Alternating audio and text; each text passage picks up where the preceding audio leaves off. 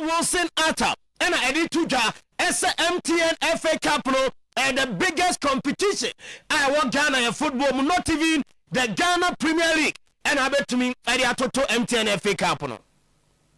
We will be a we deal with ni Eddie MTN FA Cup competition here. When you be again say the biggest football property of Ghana. It is the only competition the clubs are almost second division 44. At the board division 1 clubs 48 normal board prelims. Now we are around on system when they assigned the 18 clubs are more Premier League abeka. And you know clubs do our mobile FA Cup no. Omodo do or honey 110. And it's a huge opportunity. Now Kaibede na club will be a from True Life FC. Now you only grant and say that, but almost me Accra has to folk for every competition war. Accra has to folk for training ground to be mine. And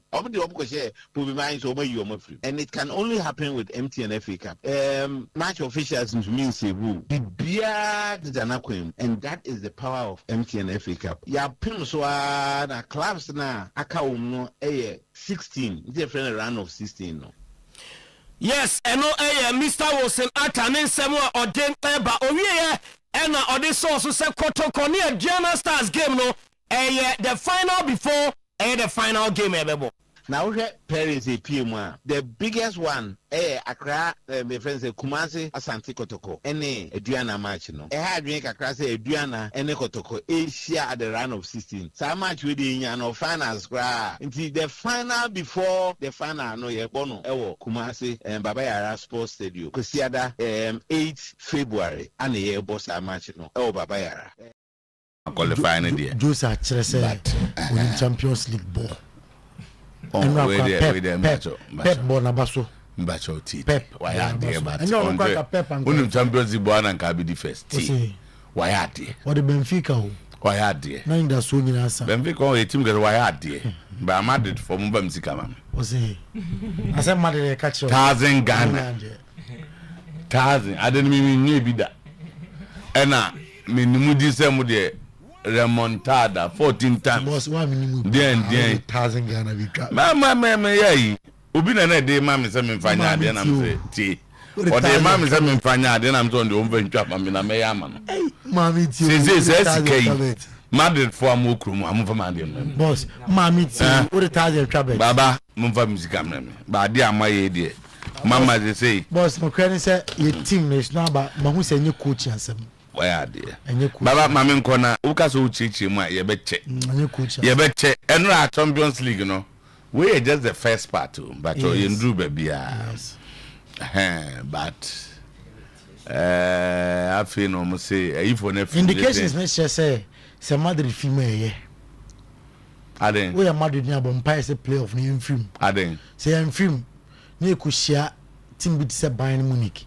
You could share team bit say Arsenal. Kylian Mbappe says if in the first half we go down 5-1, no one is surprised. But for Ben or say Senka first half no Benfica Eshe Madrid 5-1 and could be any surprise. They were better than what happened today is a disgrace. Oh mama Koya defense power.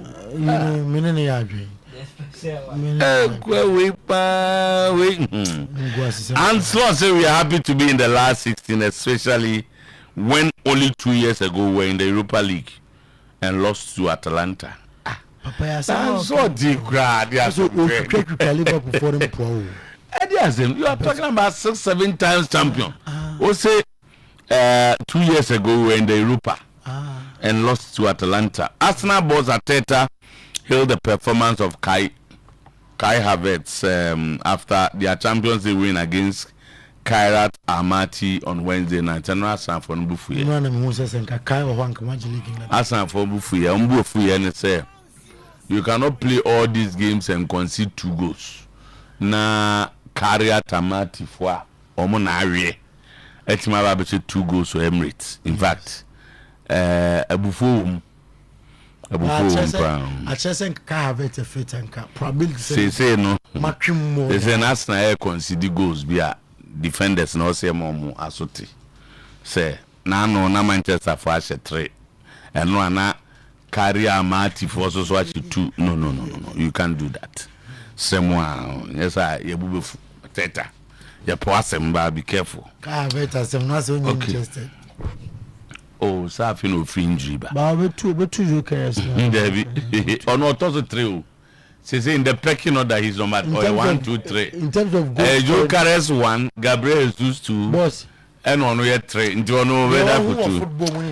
Okay, so and so say we are hungry for more. There's still a lot to play for to make the season special. Antonio Conte, or see, if you want to have success in this competition, you have to try to stay in a top form where they have a lot of money to invest, not only in one team but 2 teams like Chelsea. Or no Chelsea why there? Or Chelsea are there? Baba Chelsea Aspen they have good players. And he is comparing almost 2 teams. Or Chelsea with 2 teams? Almost 2 teams. Okay. Yeah. Further, we have to be self-critical, responsible for what we did on the pitch, and we shouldn't blame anyone else. Hansi Flick, also the best league in the world is the Premier League because they have invested most money. They can buy many players. You can see them in transfer market every year.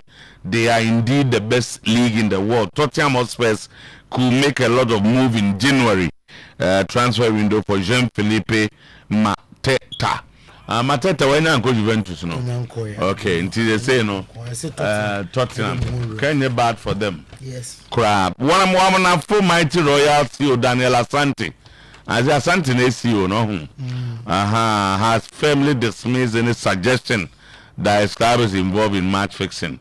Okay, according to no individual or club would even dare approach him or his players for such an idea, stressing that his team cannot be influenced to compromise the integrity of the game. Okay, so what am I for? Never can say I could be in Comobi. Yes. No, so dear. Was not a chairman of the MTN FA Cup committee. Also, a round of 16 clubs in Kotogo and Diana. A final before final, highlighting the magnitude of the encounter. National Circles Council, the strong warning, of course, that it may organize national elections to choose a substantive chairman if its upcoming meeting with Chairman Soro fails to resolve the ongoing tension between the NCC and the Global Supporters Group. Assembly had Junica Crow. Assembly had Junica Crow. Assembly had Junica Crow. Assembly had Junica Crow. Assembly had Junica Crow. Meeting now Mokakoyen. Mekana.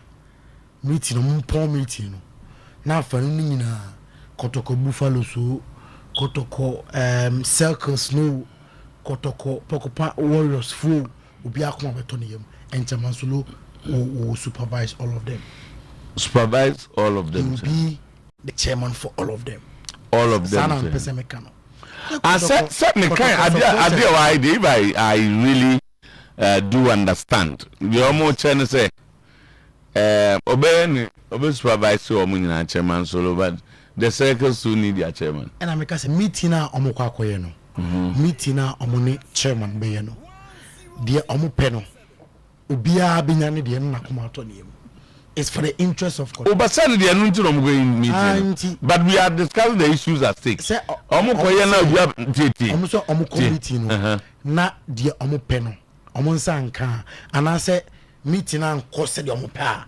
They will elect their chairman. And yes, Chairman Solo Chairman Solo is a circle member. Chairman Solo circle and a woman. So and both Chairman Solo on can be beard. Omunya circle and a woman. Aye, and great meeting. And I may just say you will be a while to say your supporters group will come in WhatsApp group Buffalo for almost say almost joining circles. Almost got to corner. Chairman Solo can answer me.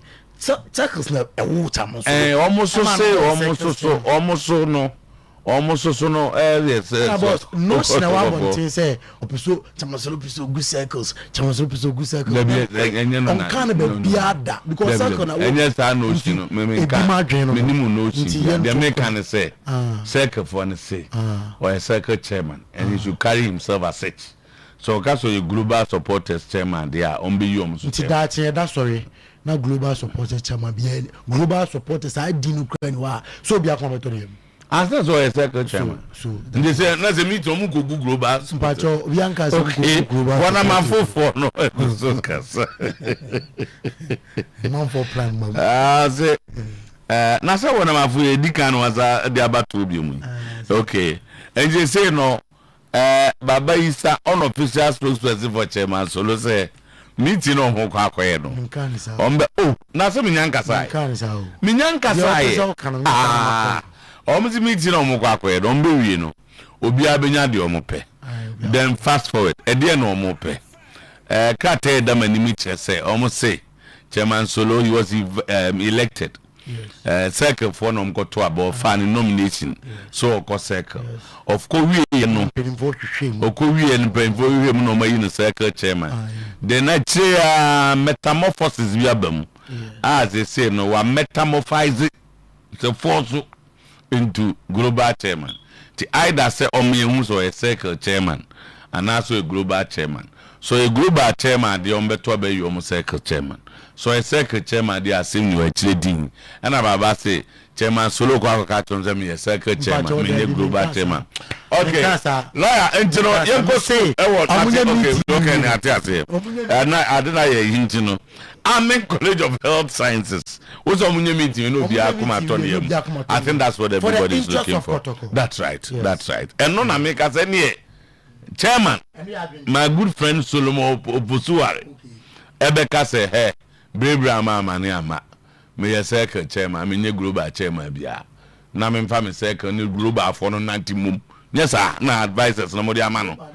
Okay, so 20 oni ba bia ko be chairman 2026 year of admission ne koso Amin College of Health Sciences e wotano so beso ye nurse ni mapa akwanya ba akwanya ni nyina ne se bra na yem fa usuku na besua nurse emfiemiensa unwenu na okwa diploma in registered general nursing 3 years and then professor ko emfiemienu so a your certificate in complementary healthcare assistant and you 2 years ago uwie school abenya adwuma ye shobo sanso and your half scholarship no omo bo omo de sua de yomo nkrata mu ye no and your work facilities so a de besua nurse ni ye Babia nurse ni ye adwuma bia no ebi ho yeso so ye record say aban efa ye nkwada no pa nam say yesua arabic ka ho opeso usua friends so usua uwi a nurse ni babia peso koye adwuma no akoye ye nko an ye sa na mai ye number ye 020 troto 820 9699 020 820 9699 020 820-9699 ye wotano so kumase he ya 2026 year of admission na ye kan wasem Amin College na ye affiliated to University of Development Studies UDS and na afi so ye nya accreditation from Nurses and Midwifery Council of Ghana and the Ghana Tertiary Education Commission to we nyese ye certificate kwa ye genuine 020-820-9699 020-820-9699 phrases here and enko kanjen and magic drinking water nsu amanfo nsu adi ye di papa festival onti papa nimje no ya first ya ye di no kumawi se kanjen your official sponsor kanjen eno na ye ne kotokofo di nkomo se komumra no mesi akan ye odiom de ma bia kotoko de odiom be bia na chairman solo so be invite no se omra no so ne supporters because circle ni global folk ma upa circle ni global folk ma u hantomra ye hwena ni be ma chubu akodu efre no se omfa ne supporters na ne no ne me bibia kama be ma chubu akodu asem na make na pay Sanity enti yeah lunch no Tuesday yeah lunch festival no Tuesday na mo invite ye say ye news ni ye say o mo nya ya we dada so Oyerepa PBL and your official media partners of 2026 sports yeah wo baby amotie baby amodiani ambedie de be moni aka kromo ye wo enedian ono ye na baba oh yeah, Abraham kama. Pudu. Abraham kama. That be my dear. On say so now dear. Lawyer. Chairman Solo. Yes. And then or could declare so yeah global now or yeah circle. globally being a bio na nko mo kakoto ko protest ni na bom hey Chairman Solo ba obi ntia so bi ani nje ho dia baba Chairman Solo o ya da no ba o se oyini papa sa ho odidi o ma bidi mene odidi o ma bidi odidi o ma bidi mene owura opokunti odidi o ma bidi we me bra peni nti odidi o ma bidi definitely we me bra peni odidi o ma bidi Chairman Solo me bra peni Chairman Solo didi o ma bidi me bra peni enti odidi o ma bidi bia nso so hwe nipa enti odidi o ma bidi why not eti anopay ya mo special good morning na ya mo akwaba biem Oyerepa 100.7 FM live on Oyerepa TV. Emra Samson anopay ye kunko funko so nsɛm edi aden chachana ebu mfumpa onko funko so no ye de ho nsɛm ato anim ene anopay nsɛm na de dɔso na mom de disefata se ohwɛ na otie ena yede esum wo kitikiti man polibi ena ewoma akansuo yanom akanbunu pa anopay ye tu ebo asia confirm munumunu nyina ama wo me acheche nsɛm mu ye na wate asia sɛde se ene sɛde efata na anopay on socials no so Oyerepa Radio, Oyerepa TV Ghana, Oyerepa Radio, Oyerepa TV Ghana say na comment boss player eba no to boase akinkan nyina ama sɛde sɛ ene sɛde efata ewo dwumaden so mesase afi abibrem ha na CAF disciplinary board decision aba afa AFCON 2025 finals no home na amo say Morocco for a protest se enka Senegal yanti trophy no emfam free omunsem nanso CAF disciplinary board decision no a confirm say there be sa protest ne de amato e de akoni baby afa sanctions say that Senegal Football Federation no abusuam wo mo friend yo mo $300,000 for supporters improper conduct during the final. After $300,000 among players and staff on sporting behavior. I'm dead day our pets and so I'm at me at your mason. Meaning no okaboma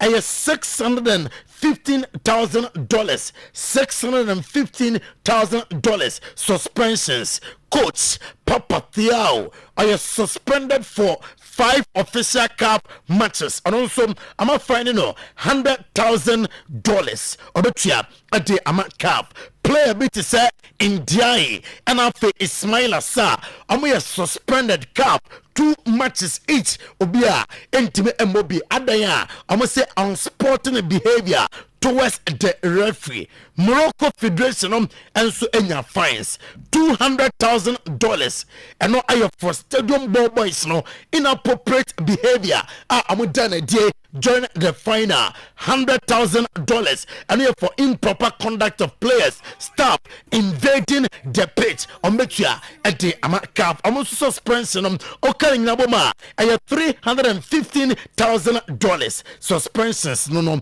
Ashraf Hakimi I have suspended for 2 official CAF matches for unsporting behavior and no a few eba and after Ismail Sabari and so I have suspended for 3 official CAF matches for unsporting behavior and after also about $100,000 at the federation where I enra CAF disciplinary board not transfer the Amadiaba and yate ahonsem atu anim and anopay Champions League first no aba na wie na nyankopon bo watena and play up round no draw no ebetime atodwa na makukulera ono se Chelsea team I win trophies inti nyomumre and e bia be se Chelsea de amontime ngi trophy inti amo match bia amo ibonum e ya na omani berenom e osoro ya na they want to do more for Chelsea and makukulera then seba odi atodwa o say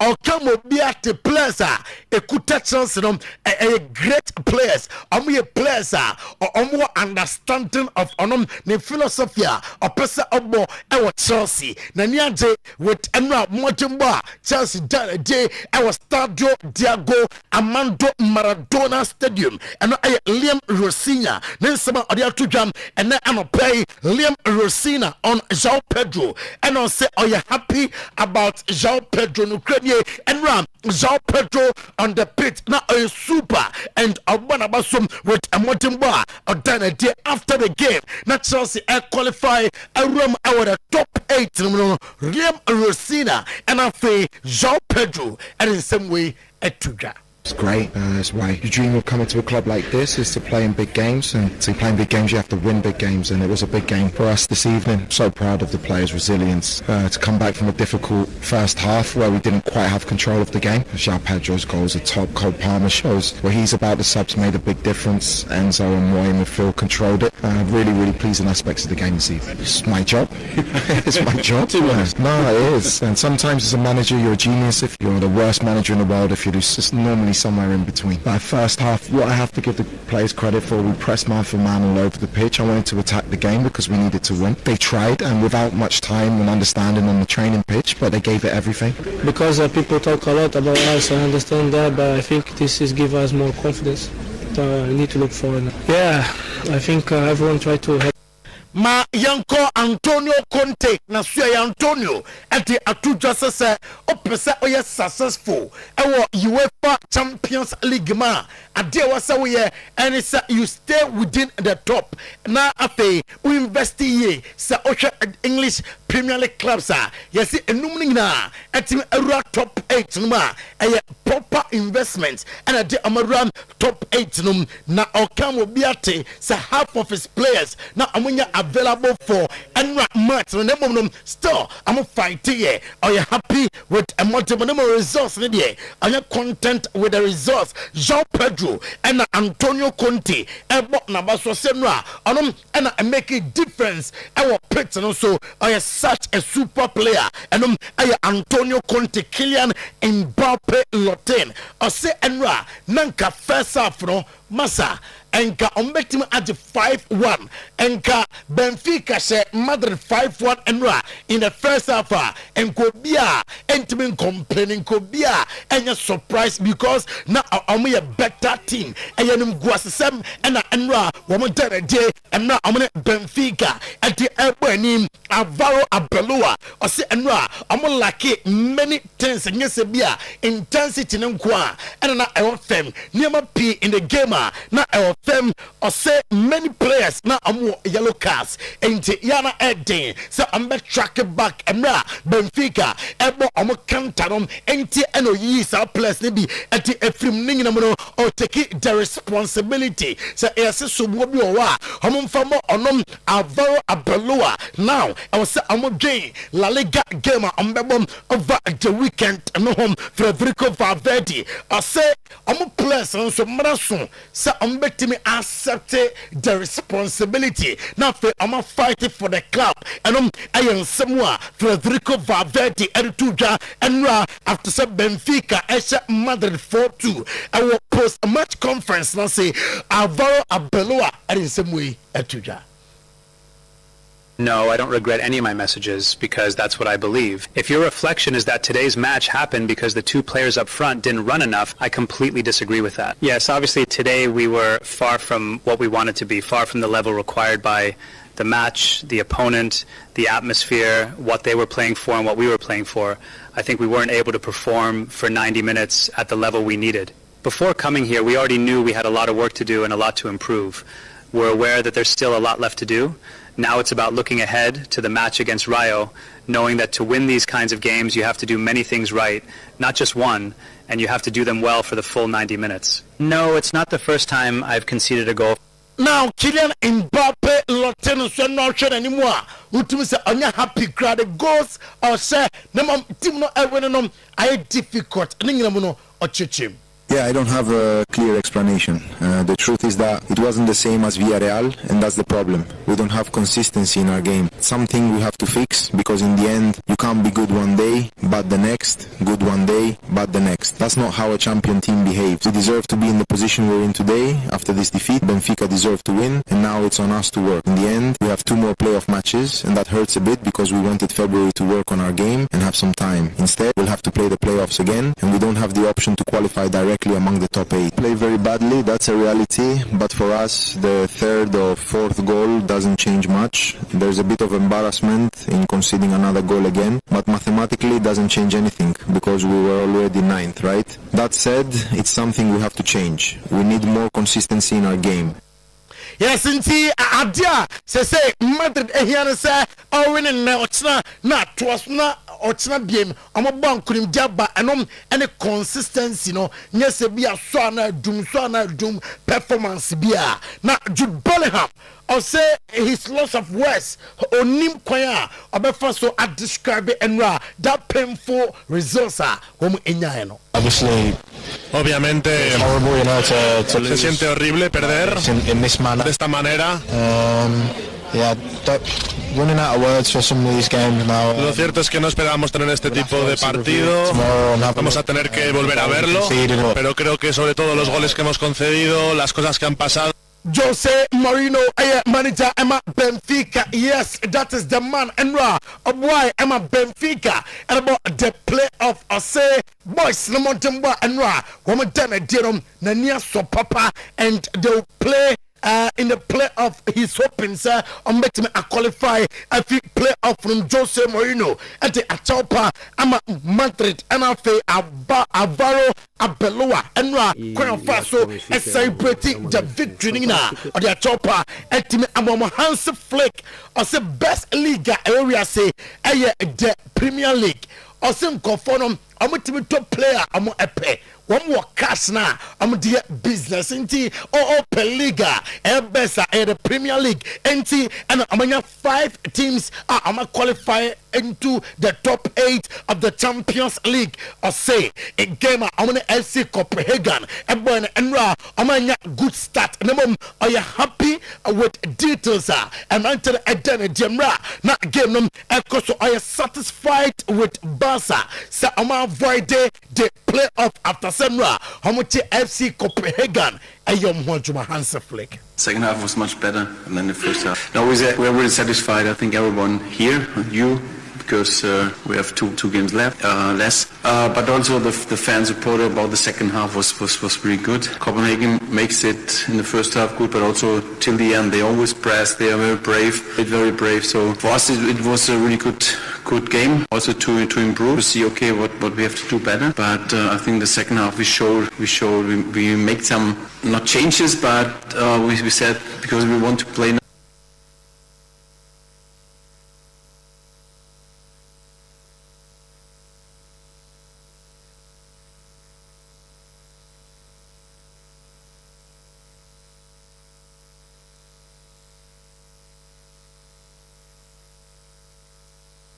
I'm going to Cecia and say I'm fighting now for round of 16 near my team Koye and Gomo have vet about so with that long layoff or buy a sign it in your go at the Emma Timnum or say Timnum Hawa Kai have vet about Bontina and Yard the football Emma Kai have vet Emma a return here from the injury on some Mika Teta reflected on rating his 200 win as Arsenal manager. The reaction in here. Especially in this competition, the position that we wanted to be. I mean, it's so difficult to win 8 games in a row in this competition. So big credit to the boys. I think we close this chapter now till February, and we can focus now in other competitions. We will realize straight away how much we missed him. What he brings to the team, his creativity, the way he links with people, his intuition in front of goals as well. So very, very happy to have him. Well, it gives you certain privilege.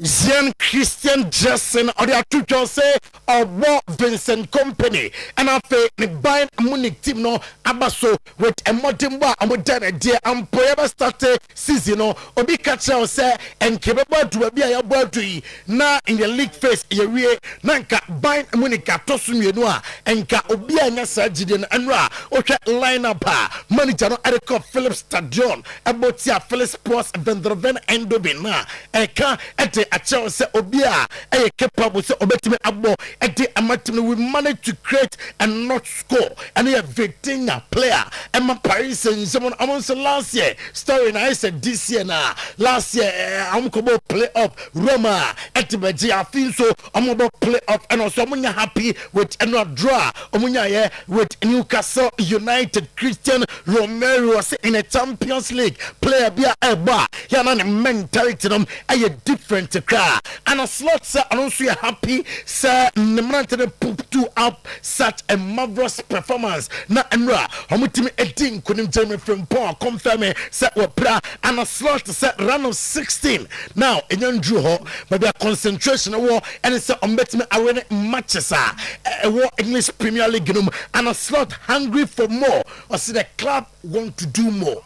Ending up first, but although last season showed us that that doesn't matter that much. No, it's really important and for us, and it's also very good because it's only 2 years ago when we as a club played in the Europa League, went out in the quarterfinal against Atalanta. Now 2 years in a row, last 16, and we're hungry for more. So nice to be there again, even in the season where we're struggling with so many players injured. Not even so many, but we have a few, and that makes it sometimes hard. But the players we do have constantly show up, constantly show mentality. With a great game today in the 6-0 win.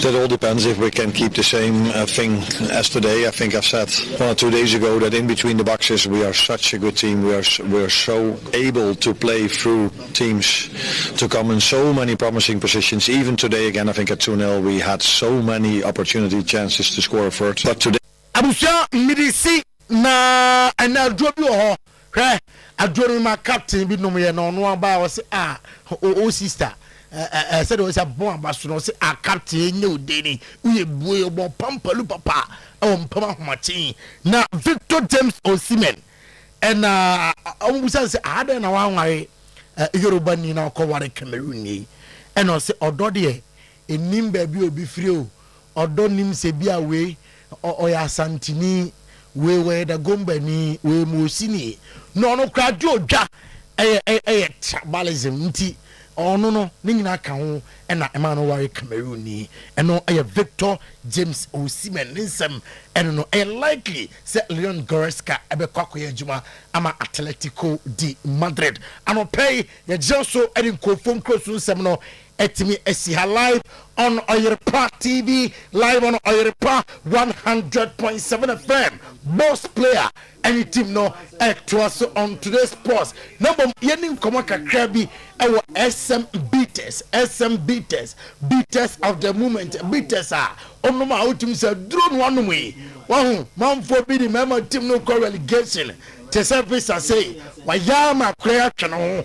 Na wo visa ma kwere atwe ne ho kope SM Vites na foforo na aba no wasa watran ho ache. Captain, good morning baba. Seb bia fine adumo na baby Jamila ho ye obia ho ye agea obia ho ye oba fi asemintimi ma fi obia ho ye semi pekwan na mba fi na mba ma na kwaba me dat baba so da wo ka no edu heba hospital makasi mba fi krom ana Accra odoko official town na enne anopai mete Oyerepa fi di kesi yiso na ye kasa kira mansan Ghana man eni wiase man uze Oyerepa ko atiri pa yes ana titru tie far and full omunyina tie enti se obetena so sa na se unya kwanya na se o kan sempa no e de kire won alright so da wo kan no SMB test still baba e da so jana na so e da the bitters of the moment they are the bitters of the moment the whole 2025 se wo ka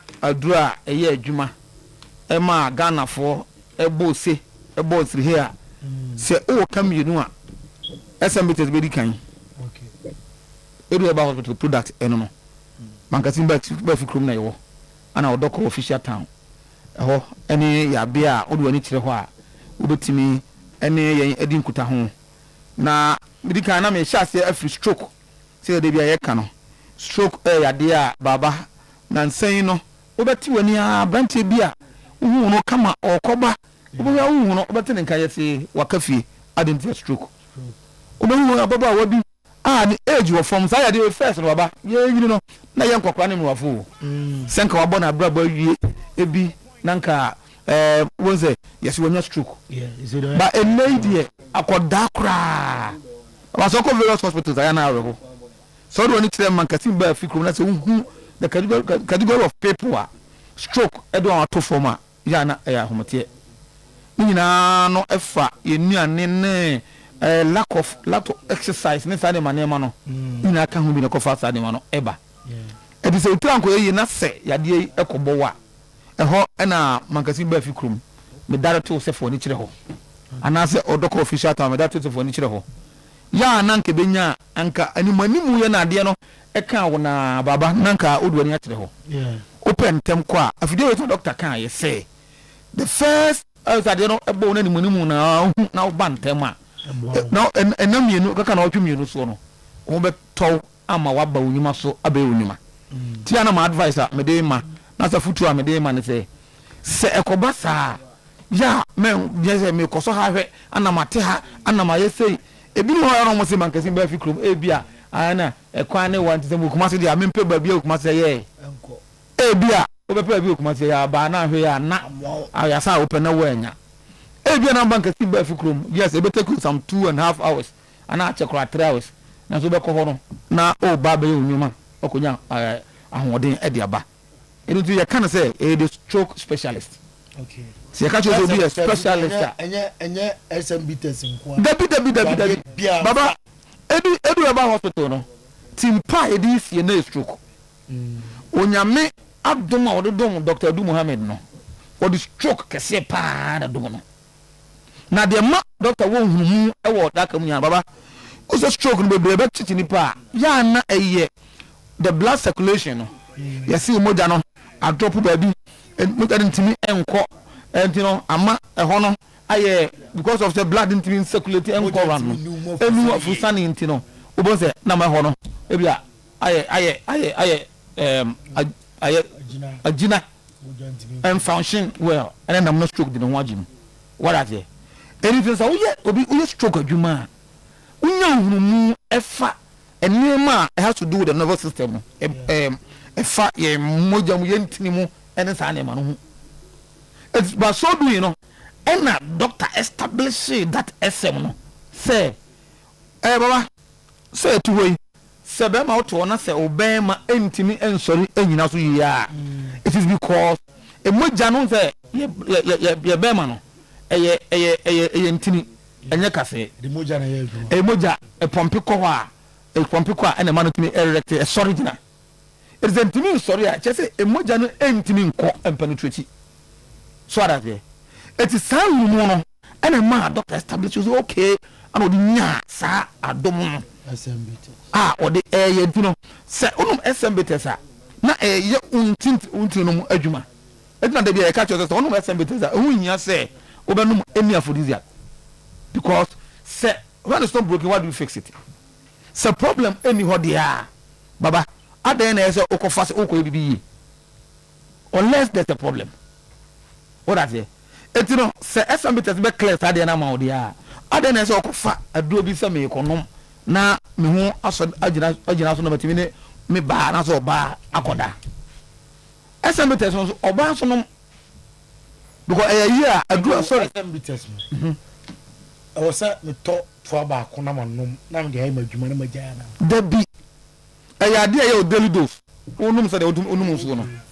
Baba so tia se. Onum say onum so no. What that say? Dabi enya de say, na dabi ameka say, enya aphrodisiac na makonya akodonko bi a ni body agina ho ye fe. Akoda yi ma num bibi na ma fa ko gina no so a anhwa na waje metato. Enya sa djuma na SMB. Na SMB test no e clear o system no emamu da ho. E de emamu da ho no. Na e peda tenka no. Na e ma wosisi no. E function yi. E de sisi no the moment air 10 no. Na she SMB test na gina pampe. Enti na ama o me ma yo no. Adimu. Na ama o ma yo no adimu. Ya na mu fi se mu kwa na mu se mu ni obe koshi a uhia ni je. Na oba so ni koshi a unu de ruzu hia. It is oba imagine so oba no ni atenka. De na be no. Skills be na be ya obe kick no. But with SMB test no. a quick start as a bunch of the whole bono.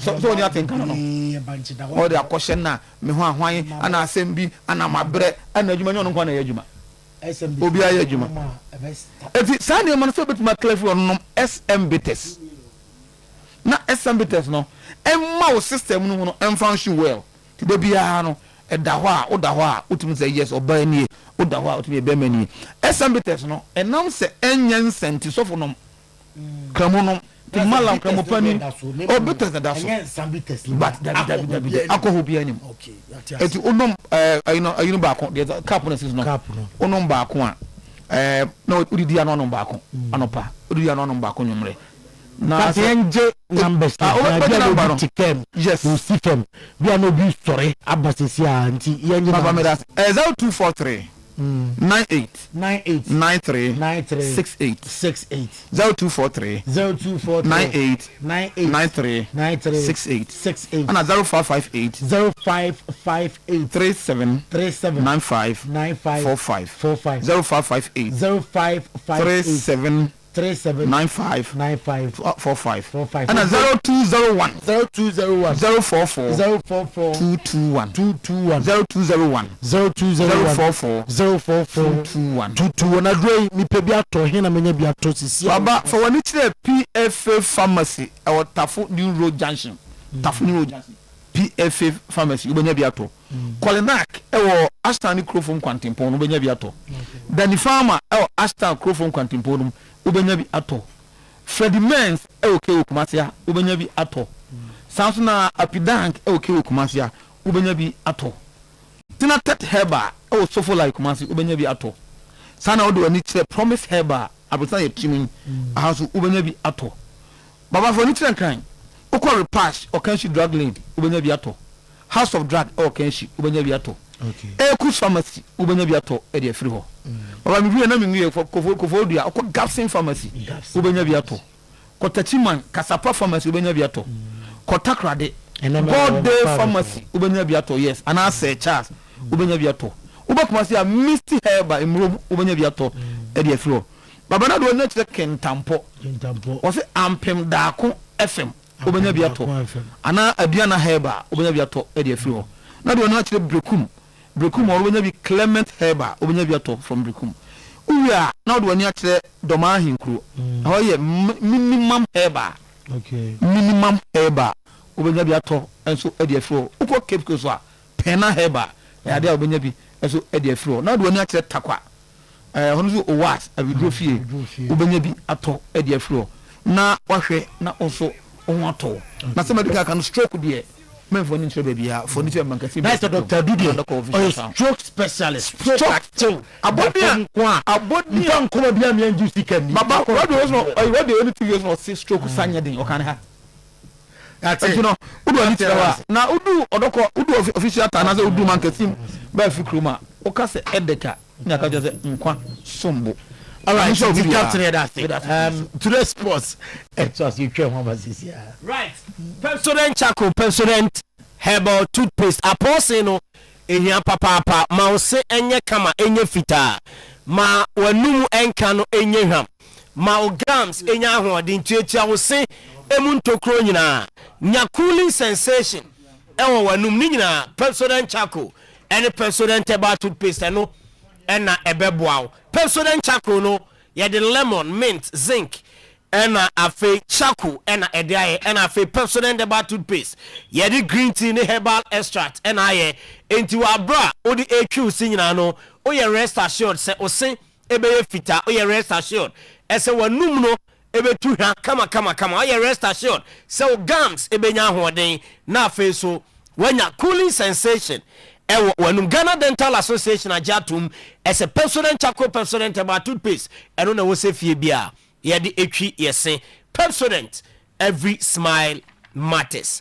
Bosomchura Bank PLC ose break na omo loan packages awodo ni nyina bi susu loan omo bi micro or group loan salary loan agricultural loan business or commercial loan we nyina ye sika oba na ye de amount e bia wo ye adwuma usika emaye bosome na so ho papa na de ahye obotom ebia wo ye kua adwuma ebia wo bie bodwa bi anaso wa bie adwuma de bia pese odi sika shem bosomchura bank plc ebemo sika na de ahye me ba cho nsi hu no ketwa bi terms of payment flexible entuji sika na oho ensan enchrew kontena se na head office no ewo atonso aguguja chikogo futre da hene makokobin adwena se ebua kwa atonso bokura puto ja magazine afia kobi na binchi market branches ni p ewo ho ye number ye didi juma no 0508 64 27 05 05 08 64 2705 Bosomchura Bank PLC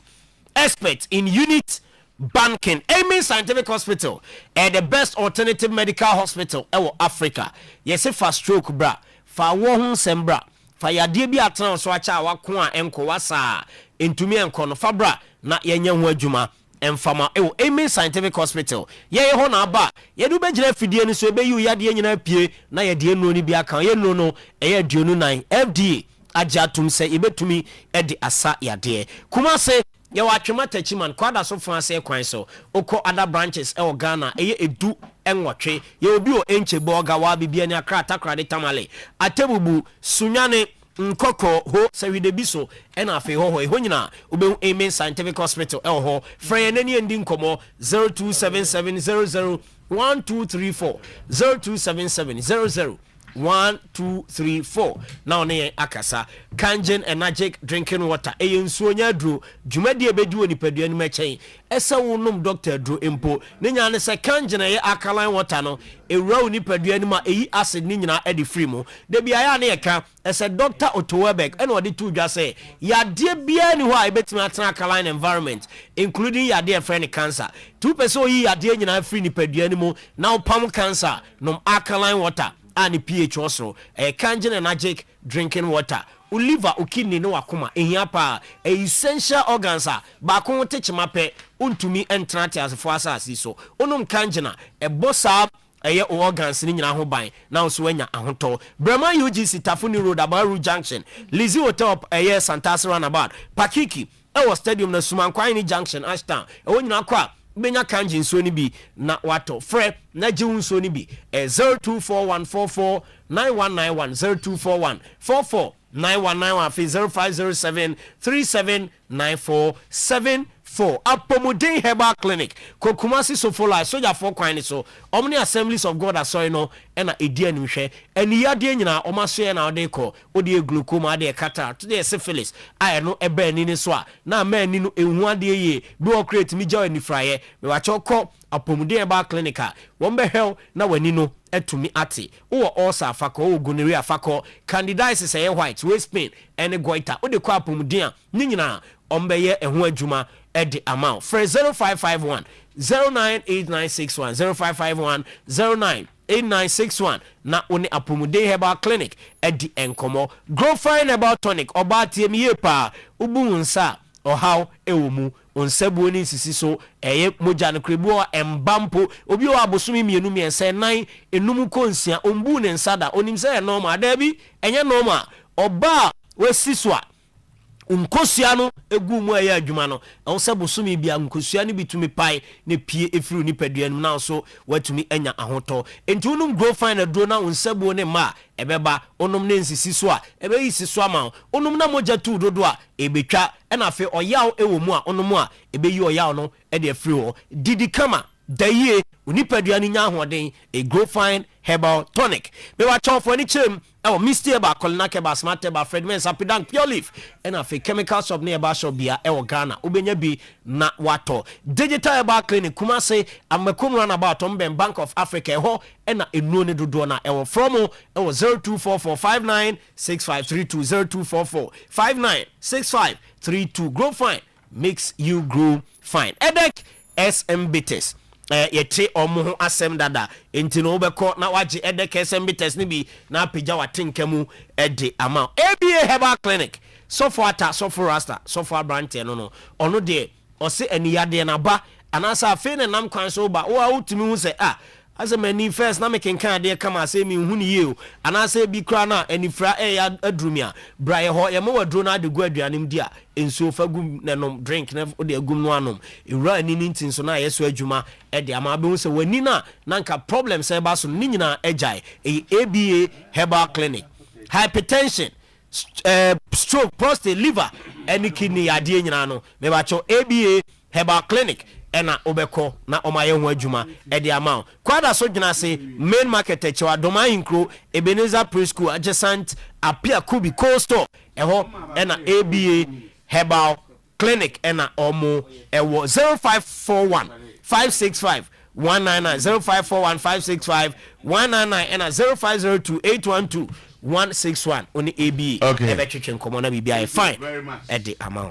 All right, that time bato me joso oh ejanada Roma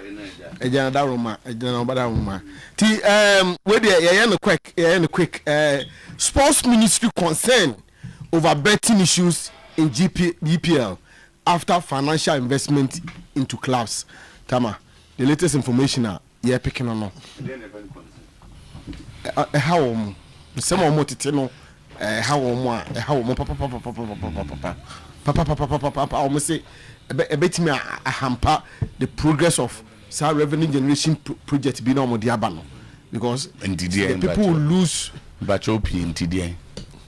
the news says the omo ye how mo dey say how mo crack obviously so what say what say sports ministry say until obofia say our more gather information so that they will come out with the they should tell us what they are doing until they say high they say you cry in sports ministry cry high until obviously say who you adwuma say some training until but just a Ghana ni bia worried yeah of course and omate until omo dey pay free omo nye high the person free omo ne say and some ya titi ni until dey ni no me ka say how they are housing me sure say enche obeti minister nka omunya ntem enu kwale me kwa no me no ya agin enti tama crunch meeting between Kotoko global leadership circles executives and patrons and also ebebaso and so hono but why na global leadership no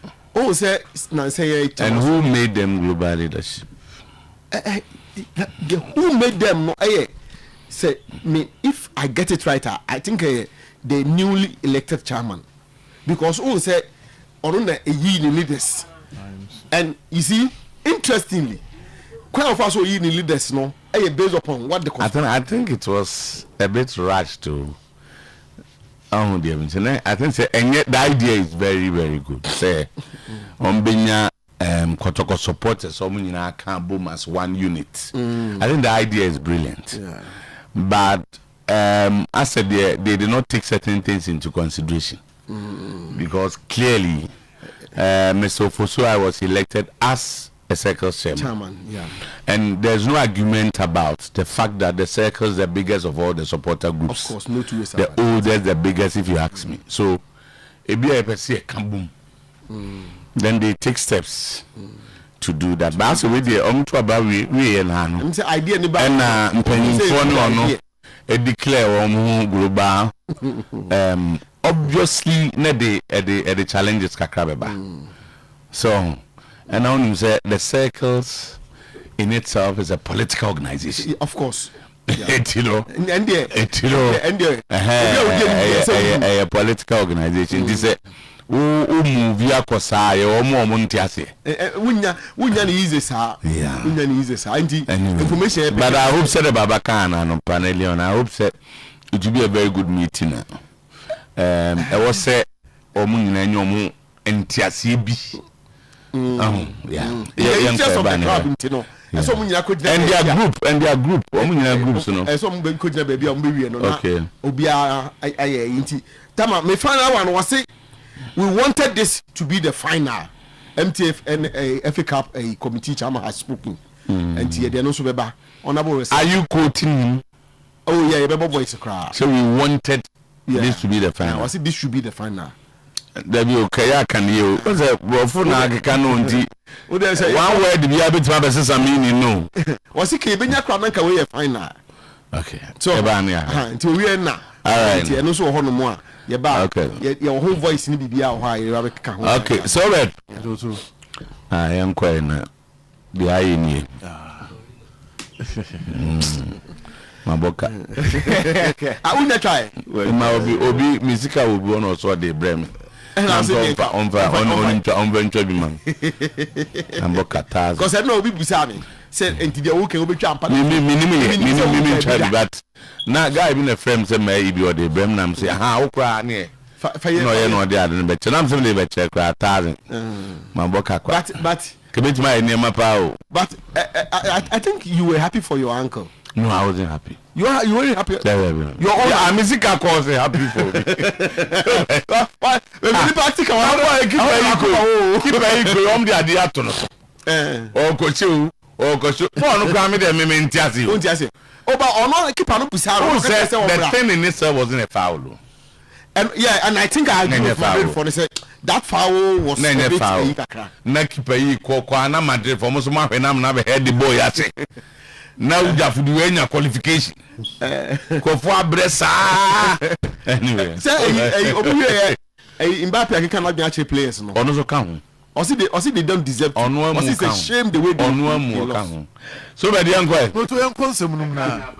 Come back. Say there games near but once again share teams near qualify no and we to say and how 18 matches near boy we need to applaud or share the new format no. They've introduced a new way we are falling in love with the UEFA Champions League. We to say be a kasa asem wo e you be adwuma o tenase o se agro no yentieti amanfo an yendwini bibi mfam betum nema odo no ene attention na e wa ade no so ne yendum gya no to whoever or which team designed this new format, they've saved the competition, they've saved the game. Me assure say ehia additions kakra additions ni say nka omo are totally no ka emo ko play of the Europa League no say Europa League mo to washa no jana edum kakra it's true on the first na Europa League no ye be wie na ebi mo drop it na no so aba be a conversation no. So I think say moving forward excellent system no ma build it but I affected the quality and attention on the Europa and the Conference League. So I'm not finding ways to say ka omo 24 25 to way for no go Europa. Omo we pan go conference. There been okay, that can be a choice. And now say omo 29 to 24 no. Ye bo momo knockout no. Omo be free mo go Europa for no. It's possible you can have Madrid drop into the Europa League. It's possible you can have maybe Juventus or because the last season Manchester City no free no. Madrid ni free. So ka Ubenya City or drop about Europa League about Europa League. Send Europa League ni subenya teams akese kakra because say see e biem no amasa akesefo ni nyina ba Champions League no. So if you are not seeing them in the Europa League, it tends to have some issues. And now say option back ni say onim be ya no. Omo omajiji bibi dane ade omtifie no man qualified na ka bia akofo so aba akofo Manchester City omutu baby omudwo mu ho bajo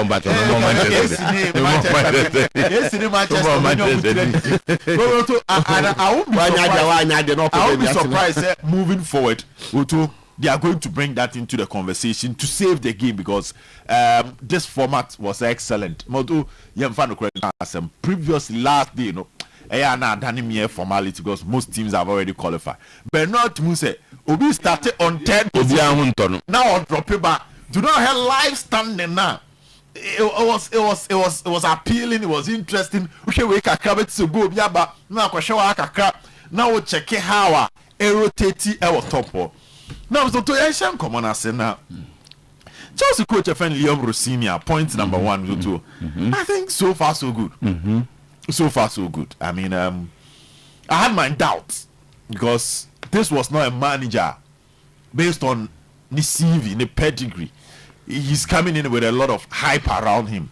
Strasbourg in the French Ligue 1, coming to the Premier League. You know how tactically tough the Premier League is. Premier League, coaches you cannot miss a single detail. As I said, every time you should be recycling your game, adding new things to survive in the Premier League. Because West Ham, Wolves, Brighton, Bournemouth, these are all tough sides. Now we are about Champions League. And also now Enzo Maresca had his issues, but he was not entirely a flop, on bare flop level.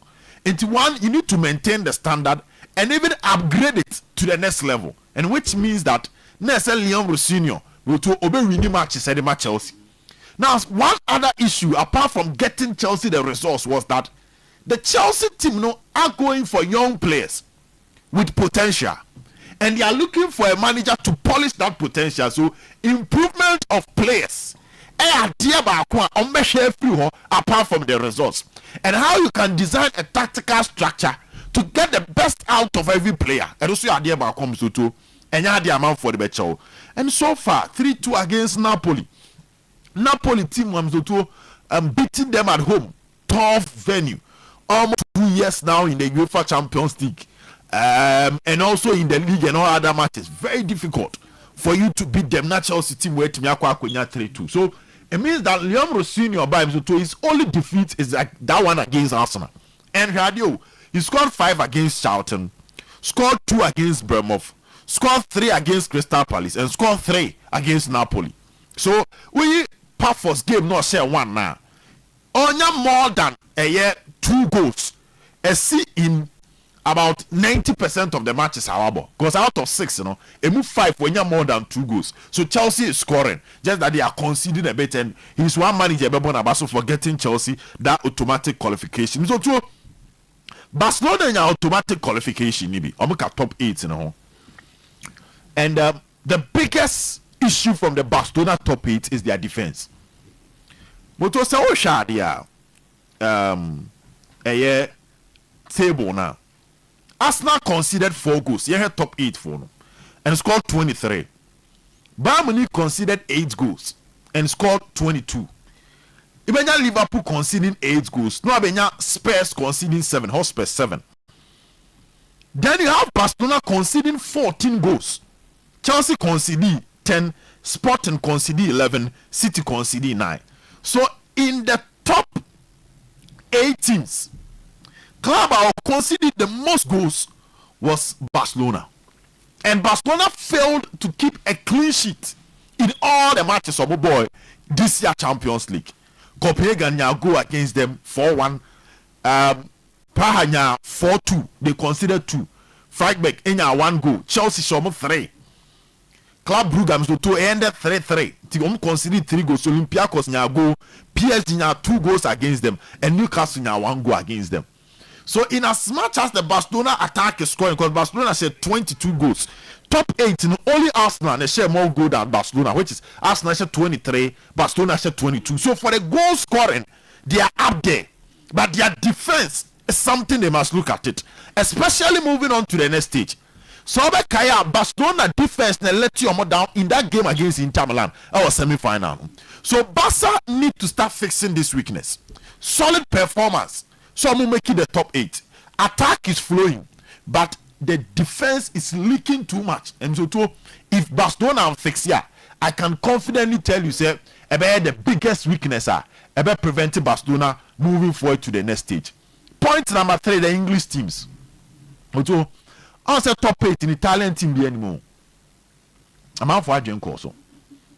Arsenal, Liverpool, City, Spurs, and Chelsea. 5 teams from England. They make it the top 8 with Newcastle go to 12th position, even with 14 points. So they were just 2 points away from Newcastle in 2 points. Surprisingly, Thomas Franco Premier League in Emfa, but he seems to be getting it. Now the big asset for the English teams and the squad size of the Premier League, So what checking Premier League teams? I'm for baby so and top players. Yes, they have the financial muscle, but they use the financial muscle to beef up their squad So the gap between the starters and those on the bench is not so huge. Into a coach now rotate here, you can survive in the EPL and also survive in the Champions League, and that's their strength. The second point is their home performance. So to EPL teams no edge, and they also have the confidence for away matches. So rotating the squad is not a problem, and attacking while because I'm not heading Newcastle ko PSG. Newcastle team of France. Any PSG are watching a away and a draw. So English teams excellent job, and they are making good use of their squad. Now the bigger loser goes back to Antonio Conte. To point number 4. I can't believe that Bodo Glimt etimie wurem, Karabakh etimie wurem, Galatasaray, Monaco, even Olympiacos, omu make the top 20 from you to you cap 24 teams. And if Napoli Tinefie, knowing that they needed a win to just survive and make the top 24, and we told him say at a point, na Napoli Crano, na Amaramo. Yes, at the time I normally did Chelsea 2-1. And the question you ask yourself, say, Conte with this home advantage, one of the intense venues I bet me abobo, the Maradona. Go to intense Napoli fans, no, open fans, but come here crazy about their team, and 90 minutes they are devoted, committed, giving you the energy on account. And he comes in with excuses of injuries. So I think he's not beating that theory. He's a great manager by all standard. But dear about preventing at the end of his career, when it comes to ranking of coaches, any European performance, they near Boboso, Max Allegri are final twice. Carlo Ancelotti are 5 times. The list goes on. Adia Bakwe affected man Roberto Mancini. And even there to Conte. Mancini won 2 Italian Serie A titles with Inter Milan. But Mejani quite because they were not doing well in the Champions League. And that Joseph fast as squad no Kivumo, Walter Samuel, Lucio mo, Javier Zanetti mo, Cambiaso, Snyder or this Snyder mo be fra Eddie Etomo fra for the Koje Champions League. That squad no. Ne Roberto Mancini and the Inter Milan. Then he came to Manchester City. So Abekaya City or the qualify for Champions. They are not to be group. Sometimes Europa League and now Roberto Mancini to me for Man City in qualify. Though he won City the FA Cup. Almost 50 years now City in the FA Cup. Though he won City the league, beating the great Sir Alex Ferguson 6-1 at Old Trafford. Goal difference no DJ. But the performance in Europe was not the best for Manchester City. No muja na kwai ekofam Manuel Pellegrini. And no sa kwa na aswa na continent. Timuzo to us was steady. The Abu Mancini or the Italian national team ne ba Euros no. And Nama Mancini receive in a page when it comes to life after leagues. Conte faces that same challenge, outside the league, he's not doing well. And they say every great club because great club in league or league performance in European soil. Conte need to improve on that, Mr. Two. Nah, thank you. Benfica for Benfica for this form. Now, one thing that you see, football and now good year. And now I share. Madrid players need to make 142 kilometers. Benfica players need to make 152 kilometers, 10 kilometers more than Madrid players. Benfica for one bedroom. The Madrid players were lazy, and I'm a bit surprised. Avalo call press conference or CM function. I can't kakra. That's it. Opeso Chichi boys so by me too yesterday. Chamos and on say ye the fra 2026 those things will not work. And but ye the fra. Yesterday the Madrid boys were too relaxed for me. This is a match when you when you make the top when you make the top 8, first advantage in here, home advantage for knockout stages matches. No, it's also more yen to say NBA no. NBA you retain now the solution will be now we playoffs now. On say NBA 7 games. Ubenya the extra 7 no. We go home 3 now we go home 4. And no more aba Champions team. So Madrid needed this automatic slot for that. 2, it takes away certain matches. Now I say Madrid and have 2 additional matches. Abeka matches are over, so Barcelona be rested. 1 over matches we, and you are fine. Wait me and Bodo Glimt or Benfica. These are the 2 opponents. But Wasama Benfica na show or no Bebo Biema. He now has some sort of confidence, and you will be on. It's possible. Set table. No, say Benfica opponent be Inter Milan, which is the 9th and 10th. And now Benfica this year. Also no the 24th. The 9th and 10th near Iba Aquaman. Now that on was 4-2 no. He will be coming in with some sort of confidence if Osensia will be him. So yesterday I was so disappointed in the Madrid players, but masterclass from Jose Otuo. And no Anthony Trubin. Who said Jose Nekasa uncle? Yes. Keeper. Yes, Jose Nekasa keeper no kono catch the players minu so munjira nechi. Because he thought that big man with potential. Also, Jose with the abilities to see things from a distance. The ability to see. No, see things from a distance. Normal coach is because at 3-2, people wanted it safe. Oh dear. Crown one qualified Madrid. But it was not enough for Jose. Jose wanted more. It was our spirit near Jose Mourinho. The spirit to go for more.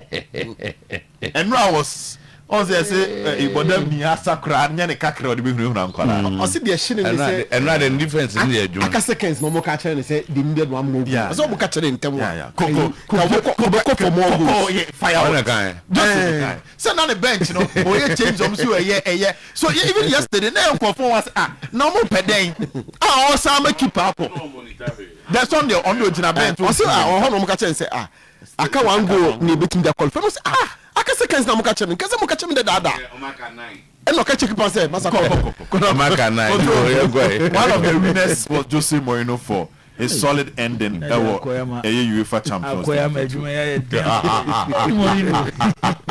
But that's not the Mourinho say who turn o ma obro now no be antan and one ya ka o ya de ka na jomo bobo ni wi na wo ha bo hu kwen bo na message go for free na shame on you Dubo and timer shame on you dem dey be 20 Mourinho has won the special one that time my last goal no governor ko bokona na akoyi boy the toilet dey ani pe wo ampa obi an challenge keeper and because boy me senka obi an keeper na go bia say position Madrid for na minimum say no more reward no say den e dey him say film ama say me kana e den o say Mourinho effect bomb you corner you know bomb no nye foul first of all nye foul first of all you na ne ko boy na dey boy na kai ojafo no pay dey am ye no ko am adwuma na dey o so be drum keep am ama shot dey na they say board ya boko na etiam no nipa 9 no ma shot am nyina mu begina tiri adena also mi wem the whole song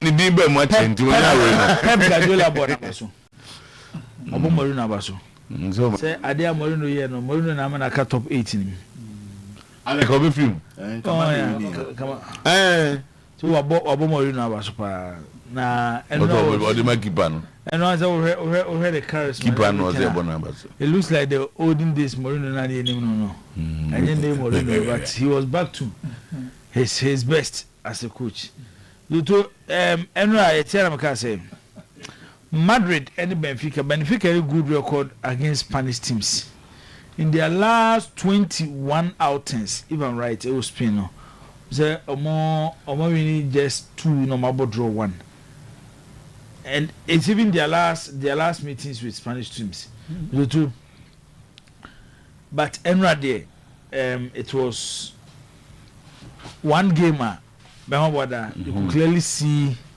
a determined side which Benfica against a Real Madrid team they thought the qualification is done and we don't need to push in more Obi Busa say, are you not sure the Benfica versus Real Madrid game was a betting game? I'm not clear. The incidents are too clear and getting and Jaren okay. And also no. So what Benfica team now to do? Moreno started and things were not moving well. But somewhere around November, December, and they started winning games in the Portuguese league. The kind of consistency Omunya in the Portuguese league, no more about twice in the league. Sorry, Omu lost the last 2 weeks games against Benfica, but I know I will share against Juventus. And I will share Benfica team now. It wasn't about tactics. It wasn't about individual players. But the moon as a coach are motivating the players until somebody pray. Then baby amunye. If you share corner kick in here, goalkeeper Morino na friend no. And he called him because of his height. And normal one player in a center circle so.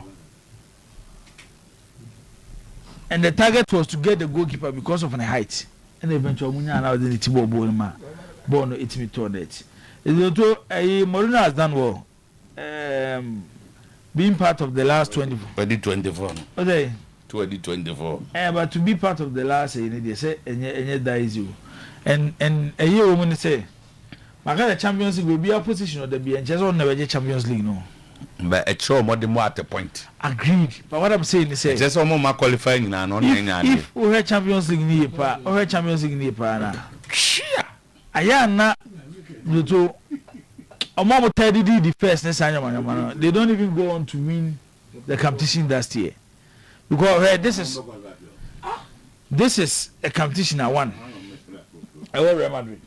Okay, having Real Madrid in this competition at every single point, the kind of importance of Real Madrid for this Champions League, you know, and many sure say club was as is yes I don't know. But what the year can starting a cow stage in the pay. Real Madrid for the home different. So you know me confess to do baby say you. And the other and the biana. Yeah, I'm tired sir. It's empredo do. But nan say there. Yeah, and tanya sir. Last year no mo form CAB room a. But also last year we share even the group where the group stage ah. Where the group stage ah. Born na no mo born na fe. And season is starting and I want for start some criticize Ancelotti. Do you meet me share either Bodo Glitter or Benfica? Real Madrid meeting, Bodo Glitter or Benfica? Which is quite easy. Easy. Na nyama Benfica for ya na show me. More than play that. Papa and then play onya 8 points. This year kasa onya sembo 9 points. And they say the kasa of the 8 games onya 9 points. Into be ntimi nyina enka so ya de eche mo maka. Nti ye ka me enka. Nti no come say where pick Benfica free to get a qualification for them into the Champions League next phase no. No matter one match. But on say the results around the club wasn't good. Results are never club no they name yet. And no nan as we Champions League this. We Champions League this in at a point even in Portugal people were calling for a sack when Benfica were no more intimate. Tade na go for Morino. And then in the Portuguese league were the highest paid coach in the Portuguese league. Now abana your man kuye nti enu asa wo hwe mo celebration am to this effort as mo celebrate because to have a spot among the 24 best teams in Europe at that particular moment no I think yet me from Morino asideni enu to the kind of energy which means setting to the players their minds and momentum board again against Real Madrid no makasa Real Madrid Alonso adeba kwa Alonso say Alonso will know on to me share na midfield to say bia sorry Abelo on to me share na midfield to say bia Alonso and maybe it's Carlo Ancelotti reason they say obi o follow Abelo bia Real Madrid Castilla at that Real Madrid appoint him to na make say the decision to play 2 playmakers in a 3-man midfield with just one defensive midfielder and now we share Benfica for game and so too how they were pressing Adagula and Jude Bellingham when they picked balls. And let me say, something that Mourinho catch players no more on the pitch. It's really about an open story. I pen And it will be over confident. And story I pen. Okay, they all can. Oh, yeah. Nanya story I pen. Say. Story I pen say. Keba no pay. Anka ujam. Aish. We are going. Am I insist form? I go grant you. Ujam insist form. Yeah, they are going to for the other. Ever heard what? I'm more playoff than the next stage. No, when you move playoff. I'm more than them. And a pen of a share Barcelona and AFC Copenhagen again. Libby. Now, when this over the argument for Barcelona to win the Champions League, either Hansi Flick best set up in the defense near Gab will jump between where their goalkeeper and the back for no Gab and Nesson. And as I show Copenhagen for go now, or more exploiting what Barcelona clubs of Martini Barcelona at this season. Barcelona highline they will do minimum highline crop. And a high radio mokopa. Because if you are able to hold on to the ball, what could tap ball, or pass the ball through the middle, and find a player in between their two centre backs, and I said just behind or full backs now, you stand a chance of beating Barcelona. Copenhagen for an experience and no money. It's a good point be number to individual players, the quality of individual players better. And no enalami yama to your hair. Rafinha eso HA and Namsoa and Barcelona to me winning that game. No. Another shocking result. Atletico Madrid in a film about the Beshomu 2-1. Captain Bodo from who come teaching your boy 8 matches or more winning you pay. Oh, I said they are now this Benfica for. So what I'm saying is 9 points. Oh, the Benfica acquired traditionally. They have traditionally they have a good record in the Champions League. No man pick up last minute. Oh, it's Benfica quite the whole car. You can say some of your traditional. But to win last 2 games, against Atletico Madrid and City, let's say, Oma pick BBO some for. Oh yes. I know the ultimate for. But what I'm saying is, with the kind of players at Atletico Madrid, and the number of years that Diego Simeone has spent at Atletico Madrid. And America in their last 18 Champions League home games, Oma lose just 1. It's just beating them home very difficult. Teams are Kesia Metropolitano want me renew because the atmosphere. Answer na won't defeat the atmosphere. No come in that park as soon as let's come out for no. So to non choir some Kesia.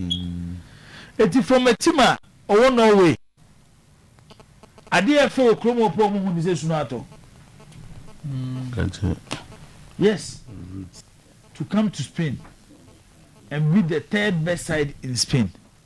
Oh, my home dear. Bema Diego Simeone, I can say this season, if he doesn't win the Spanish La Liga, a time to call it a day at Club of Friends. Let's come and knock over. Chelsea, Napoli, Antonio Conte. Conte asem de maka na ese me hu se de missing ka Conte asem biem. Antonio Conte. Fans of Italian football who say he's one of the great coaches when it comes to Italian football.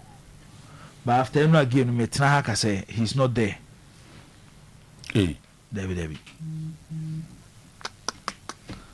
Untwi fa Conte nko sa classroom na Ede Trapattoni, Arrigo Sacchi, Capello, Lippi, Ancelotti, Edon Betano, Untimi fa Conte nko. Na no kra no de masalegi ruwa mbepa kunyama ba Conte me nyeso sa kunyama ba koso. You don't know what to be there. Say a coach say often by period. Conte has won. He won 3 Scudetti with Juventus, 1 at Inter, 1 at Napoli, making it 5 Scudetti. You don't dominate the Italian Serie A with this number of trophies. No, na say Premier League you crown one team crown up. say your dominance is in the Premier League, but outside the Premier League, when you're Guardiola by City, he was winning the league all right. But for people to say Guardiola is a good coach, and I say he's there, another coach is Sano. That's what called the Champions League, Man City. They now City ball Inter Milan that road the shares are go no. Time I ball on the tour net no. What I call Guardiola him. Muse ni jiaba. Eti Antonio Conte. Na me play a pra and away. Okay, other clubs also acquire players and play na want me coach there. So but this season it could be strategic. We only that squad in depth to compete in all the game manager, the management run because he was even beaten to his strength. Conte team bia na how they defend. Conte team bia na how they defend. Eti Chelsea share first competition 2-1 no. Now I expected this a defensive masterclass from Antonio Conte based on how our best set up in the team against Chelsea. But one thing yes, highlight of the game. Pedro share no, which I think round the Binya go of the run. It was an excellent way, and the story of Rich James looks like he's the most complete player at Chelsea, and not even as a centre back. Excellent performance. It's Antonio Conte there, no. Other games the Spurs could share Frankfurt, good results, but other than we are there Champions League won't be there. And only question will be sir because. We expect story no Champions League na the Liga. In fact, where a team he's struggling in the Premier League. The same team not struggling in the Premier League, you know. He's performing well in the Champions League. Send the cancer we. Jimmy Castle manage, but they had a good results 2-0 against club by friends and Eintracht Frankfurt. Marcel so surprised I'm from lose 3-0 to Club Brugge. In the history of a year Marseille, no side from Belgium and Asher Marcel in the Champions League playing. But then the Club Brugge, Jumano, and Omoche Monaco 4-1 no. And the two now a way of sending message to French clubs say something in their history as a football club when it comes to their meetings with French clubs no after there Benedru say almost bedo omo and then omo share Marseille so by 3-0 other matches in there I think it was results and they expect apart from Inter Milan and Borussia Dortmund can share Marseille 3-0 and come back nka the again na bebre no kan ka ujam beka o but ujam there to enu amum there se me hwe touchline no a corner of us with team free goalkeeper no. Then you ask yourself, the intina or free goalkeeper so on me. Who's an comfort after? No, once a most goalkeeper send do mupu. I am no do mupu. But wait dear, o jam the friend pra. But people no almost I can night, you know. I as one to the film. Why dear? And go for any aji. Oh yeah. But they could do math for money at DM. I order fans. Now the interview do me at Tom Josie by uni. I am so bad person of Zena Madrid. Because apart from Madrid, one who be moving to Madrid, I doubt Madrid will go back for Mourinho. Make a you know a draw no. Says baby you're done. Also, why na come Madrid who be okay, we do it we do it Inter and Bezo Michel. To witness Inter. Bodo Glimt. Baby, either Inter or Madrid. Yeah. And almost either Bodo Glimt or Benfica. Yeah. Sana direct. You only Madrid repeat near Radi. I'm presuming review. Red card biama. No red card.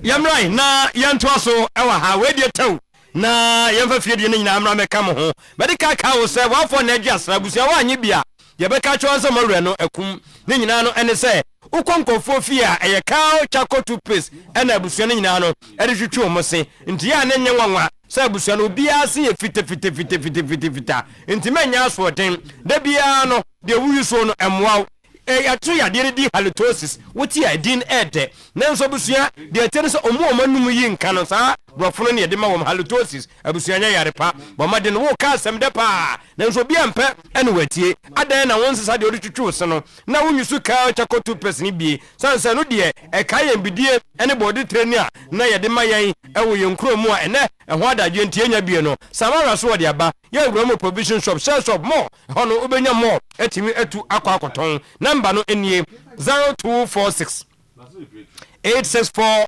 798 and that's 0501 454 462 na chese wo bomodim anya bi etu akoton wo wasum dwenti na Dr. Sam Ebrey ni nyina ene se enupa aduma nkomade adum no ena wasone so atetea food and drugs board stamp no etim nase ni nyina no ene se nkofo bre ewo eniyade ho ka ne suwe nanso eduranyumra wontimi ntu anopa kora na homache no wontimi entu abusuyi fare nyina akọ ho wode ne ekoye no yese ehete wode ne pressure ena abaso cataract ni nyina mu no omade na koy adenje se ben oje se ewachire ena wahunu syphilis ena hawa omade na ko doctor ho anomo mo amaye mre won pressure no stroke diabetes hernia ulcer gono ena candidiasis koko padie sawoto ena efifiwa omade nko na afi wo mo aduro abra empase kan intumi enka ye bomade atwa cheno ewo report first go filling station wa kuma sia sam ana making number ni nie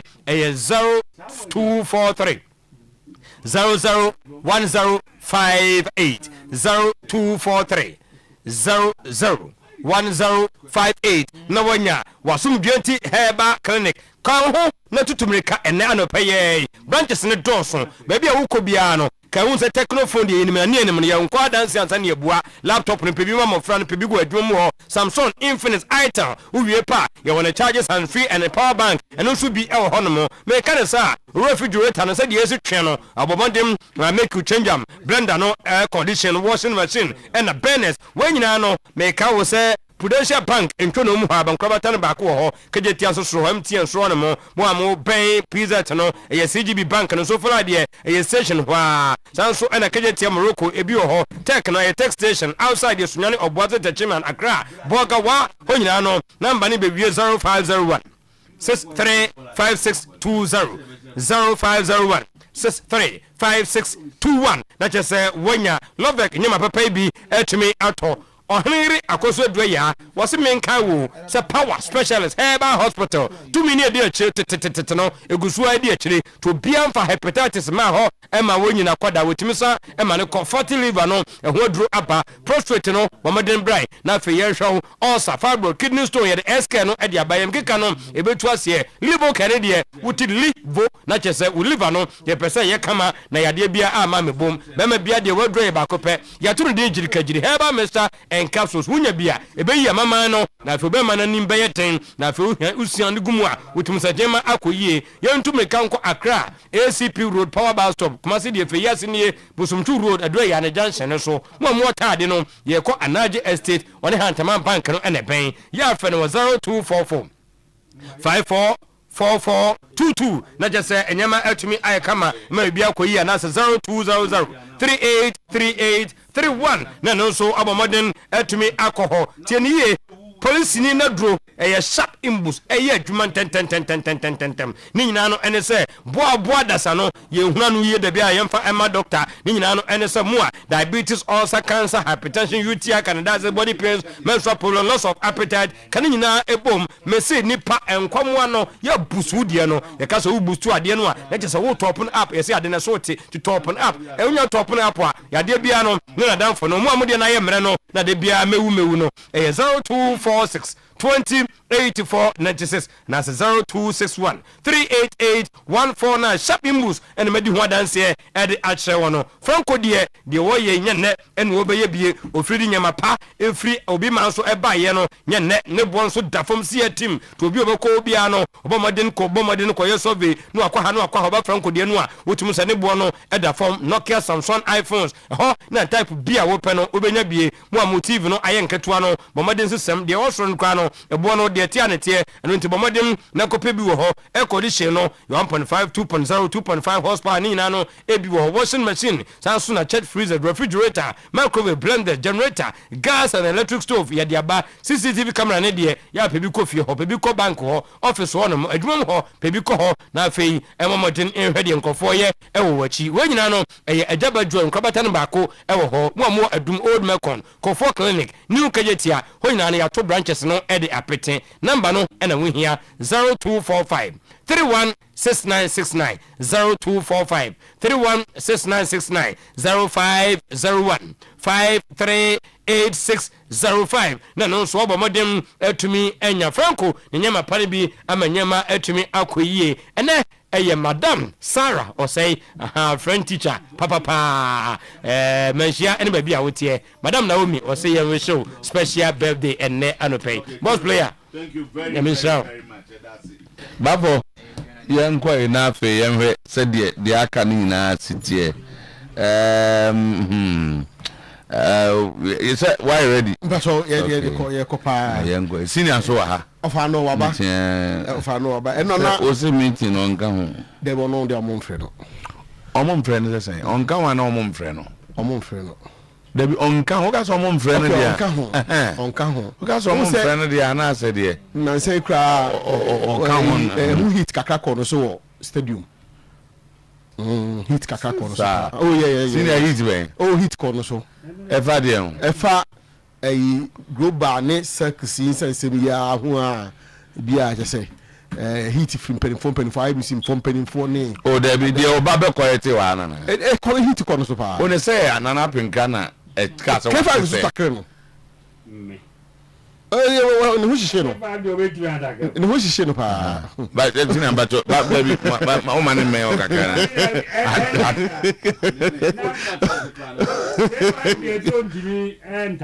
na stadium ho de no ode ye no mini ke ba kra ni nkomo stadium obeto ne say ke mo zo na ke ba de say ke mu kra mini mu je no no ore de be ho abeni papa de say the tackle was stadium ho no ma de abo yen kan one after the na de be clear no ha yen kan one after the other o CK5 no ono obeto ono anono say ke no na ona de ba na ke oni mu chen no be do akota ke ni mu tam ni niam ewo mu kra chen na say ke na me ka say yen ne o currently obi ani wo ni take mu e chen Sekimunsem and Peninsem by Campaninsem. Me ma share that dig the history of a Panya second fast one. And I'll bear Muswache.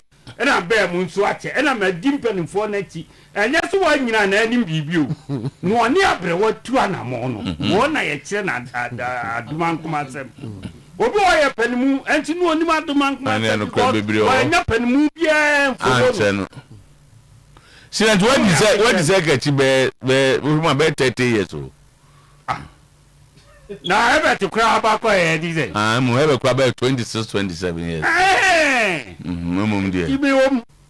Okay, and I will 40 years. And I meet you as a could be. Oh, Debbie, Sabi, and don't sound for a while. Oh, me, but for the morning don't make meeting. Oh, maybe so maybe I said about weekend, you need that.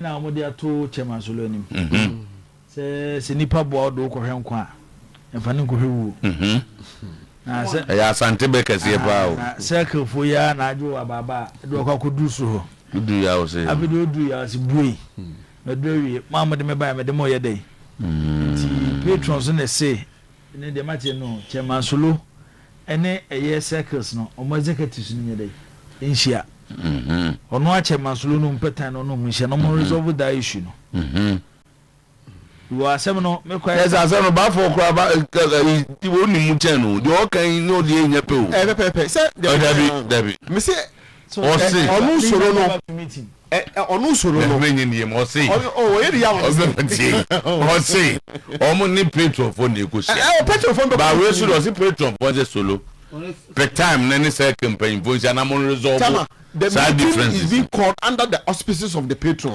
Brofo na woka auspices doesn't back be kobi on be kobi patrons be kobi okay because patrons no do na anya happy omunya happy as a move no be ma say na week me asem no say me underrate asem no No, he said the Acosta say circle for the I don't know be too much. My circle for my friend no. I am very disappointed in Chairman Sulu. Very very much.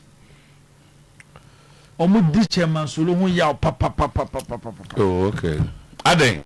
Emma ba ko frame ka. So nka so eja circle no. Omo say so ko say so be so ka omo nyina bu. Omo say Chairman Sulu. Because if you am Sometymer man show ade bi. On say there be amba me ka manfo nte nyama asem ni you.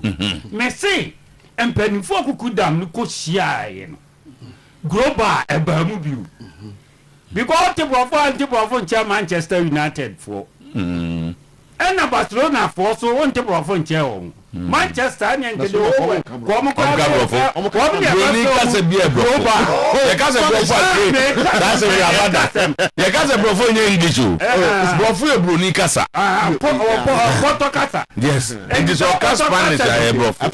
Barcelona for one could say almost if you are singing now. Come to me for global at almost Manchester and come to me for global.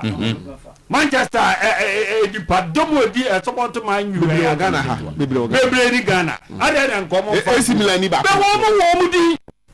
It is a kotoko ye yempen for na trase no. Global be mu bi. Warrior to be mu bi. Pocket pan be mu bi. Enyama bebre.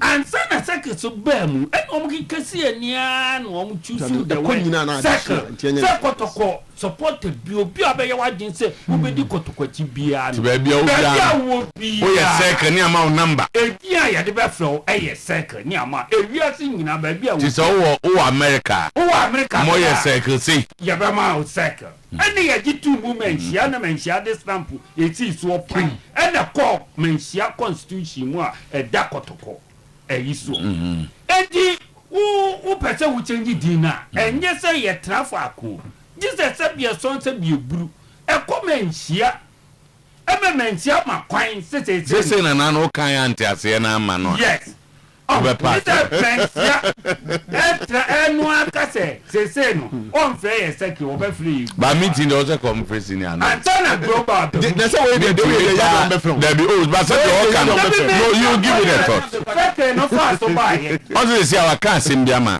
me ya ye say sedini ye say kra se mo you group bi na mo temo de na mo fi se sa na mo be se mo present ye nuan mo abrochi mo use the new technological way no at the bia cycle 342 yes near the amount now wo but how these groups want to be independent too I don't know ka say team no abakosem ne ho nsem ne kire say supporters ne the cycle yes into the auto the way you want to pray the banner for circle and yes identity becomes an issue say no na senior no can enya MC na din global na ba MC no mu kwan so oh ntimi ngaza za to voice yen ngaza mza sasa nyabuta to voice man ngaza to voice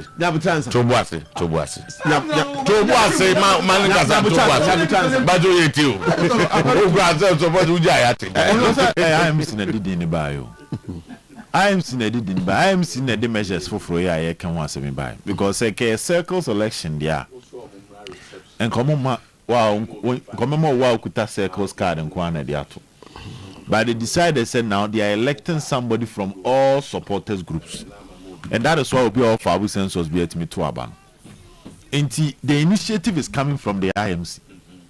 Chairman Solo is just following the directive from the IMC. Handing over.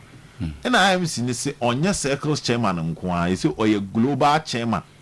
Okay, so that was the and they ended up giving them the name. So that is fine, but the disappointment, I presume, in the circle for say, yena ye de okoye. Tikabia BBC kwa be boy man for us to discuss say. Empenyim for say o mbeso o msesa idini no global. This is omo your money mu. Edi and then and anymore on the audio be antimi nkoye ibia o. Yeah. What them just before MC no. What's some do baby or some take position. Say no say no. Yes say din. At least obesian circle for no say. There is a suggestion MC na dia. From the beginning of the elections, it was clear that it was no longer the national circle selection. And then you go back to Dibo who kept raises this issue here. It was clear saying national circle election. The premises on the picky form. Yes, it had moved from circle. Yes, ebi akom ka say global. Ebi akom bi akofi so do omo baba. Now they are saying I feel no more platform. There be a fair no more be hihye nioma. I feel na be hihye nioma say. Otu patriots. Initially no, you need national and you need global election and you need national supporters election. Okay. The recognized election is circles there. So initially na nke circles aba. Then the IMC came into it despite the disputes. Senka circles for now so obo mo nioma. And a letters an come nhia and a nioma company form bem. So I'm saying probably I want to know probably we were not consulted in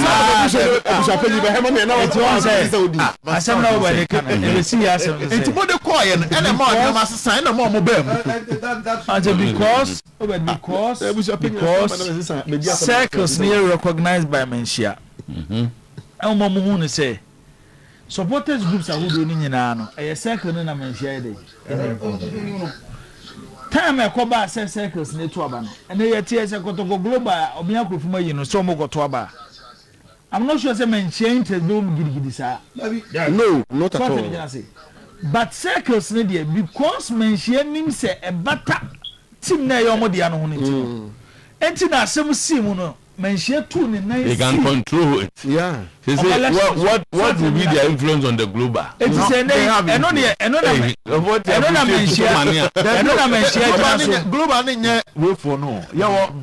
Obia Krofum global no eno kra ho asem wo hu na so am suka we hu ze sei obi okuta fa abusen so bia kan global we a regional chairman ba ko na ase ne abremi Solo want to kill the circle.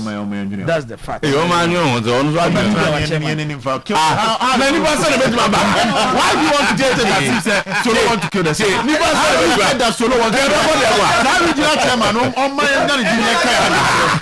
why do you have to go like Solo want to kill the circle? On 90 so almost Solo want to kill the circle. That's all you can keep the first.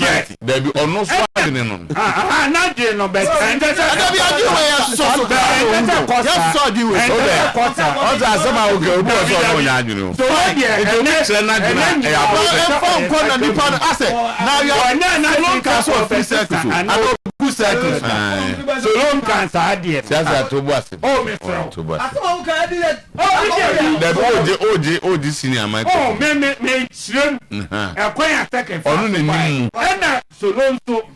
Enim say or second member no right to that level. Yeah. Or pick a form no beginning. One picking in the form of global or picking in the name of second chairmanship. And Obertson Tokwana na mo kokon. Yes. And MIMC no koban ko fast. I don't know munyi na munka munye one. That brought the name global. And honor and I sabi a son to be blue. Me say nana mama nyima nu nsiboni. Nana. The problem be by further research.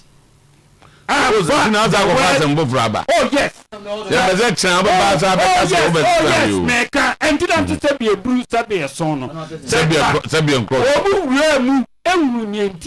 did circles not to swap. To be uncommon confer the word global no and I made you at every single point. Me say abana yekotoye no circles abana yekotoye. So to and yet the circles need na Obibia we are supporter our register on to Fabu census no. The moment we are registered member, I will tell dues. We are qualified to vote. Abana Okotono, a circles national election aba and now Okoto. Yeah. It's me median say, ye two abani we no, say ye IMCO, say ye chairman Solo. Person cancer say be baba. E wo din truma. Ese komo ne circle for nishia. Yeah, of course. Because my bani ekoto ye. Me asa tena ye TM to ye kase. Based on how I ye bibia no. Me is hard so be convince me say. Me ni global into. Me ni into for the. But say IMC say. That be enye. IMC akasa. Ye betia kwa 2 MPP and NDC abako yi flabera ye wi esi a chenyi no. Ye to aba no NDC muti koye flabera party. Bana yan 2 circles abao. circle sabana to ye circle sabana there circle ba ye mo so to be me say circle sabana any frame o siasia so meba be ya no asem ho mani abro Christopher de mani o mo pa 20 ma patrons K5 no me ayu mi na ekodi when your allegations now it's a fact fact I don't even go be man no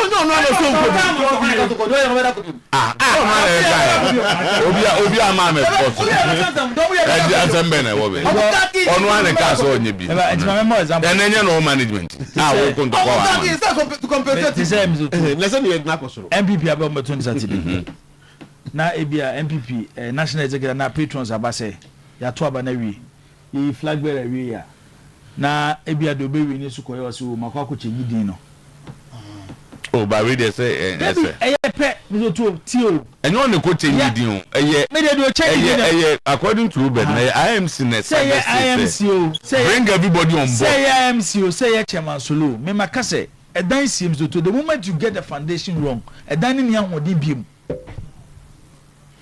Tama nyango me the writer bi asem no newa intina mama me read here no written by a judge by name Vitokusi.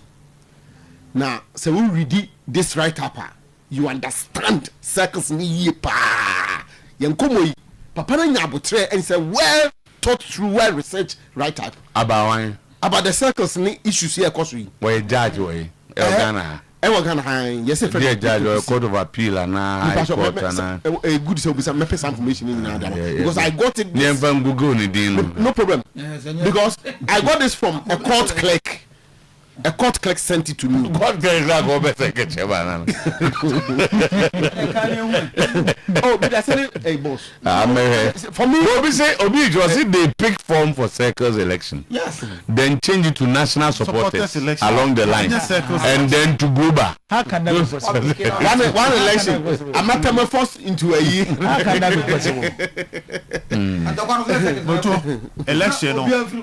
Election. Ni shita ere to abanini. National supporters election. Chairmanship position. Circles me so. At what point in time eligible people meet me at what point say at the point say you can't or they so be aji tum no mo ko so you can't nyira egu ya na yanka egu o mo di tum no mo ko so so pia ni tu baby o banga global yeah one people were asked mutu escama ho asem amba this our forms no ya tugu baby because some forms no omutu ama hwan it was not proper it was not share say election we so no na IMC na here it was determine the name for the election it the omni ba eni national supporters election the other by this is what the other actually come ba me pacho obed and global international international photo abana no man to obed actually international photo come pa one ba to asema mbese mbisa obed ni say bisa bi chairman solo no chairman oben se kire ye nyina tie ye ni mom enim se circle aba na no mo kopre o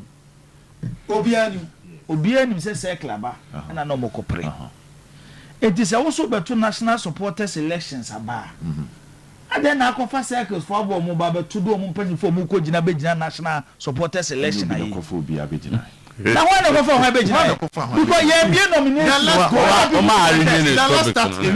because ye be nomination for others to come and pick forms and contest. But it was a election no beto no circle for abo mo ba beto no omo mo ko gina aye so tell me omo mo ko gina aye no so mo be gina person you o mo circle chairman no omo ne ekofa omo do be gina national ewa bra one man for kwan so susu me emegina bi so how do you come and you when it started so only member of the circle na untimi nyina that is why probably some people could not come good but along the line be national it's just na profile analysis no to honey nyina tena se ka say ebi anka they could have open forms but now all of us Adano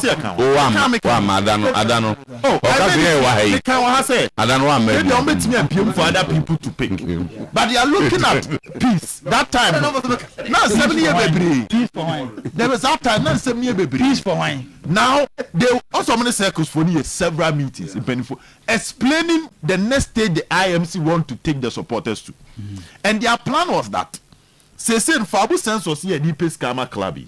People need to have some form of right from the fabu census. So they tell me to fabu census. Na decision making as to mpanimfo edi supporters anymore. Asemba obu gina mu kan mimi to me. So let's go inclusive.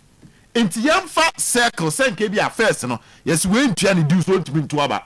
Yes circle bi anyi nipa 3 mbra meto aba. Sa na circle selection so to ni atunu no. First circle selection no. Circle bi o good standing bi anyi nipa ba na obeto aba.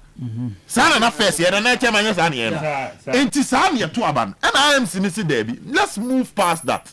Let's give everybody or fabu census an opportunity to vote. So it is moving away from circles format. Circles format ne circle I won't try to do stand good stand we need me meto. And also time transformation good. Sad time no. Na issues about Western region. Say chairman that ne 80 circles. Ama and no pan na asem no of course. There were other members who feel say circles no mako biebe I don't know the number. But mako bien and that time not chairman the menyaji atum. But people felt it was an election mechanism. All my 73. Yeah. And Tisadia not to create any issue. So Obia Papa members biaba or they better na about Montino. Yammo Biamba to be a campaign no fabu census for.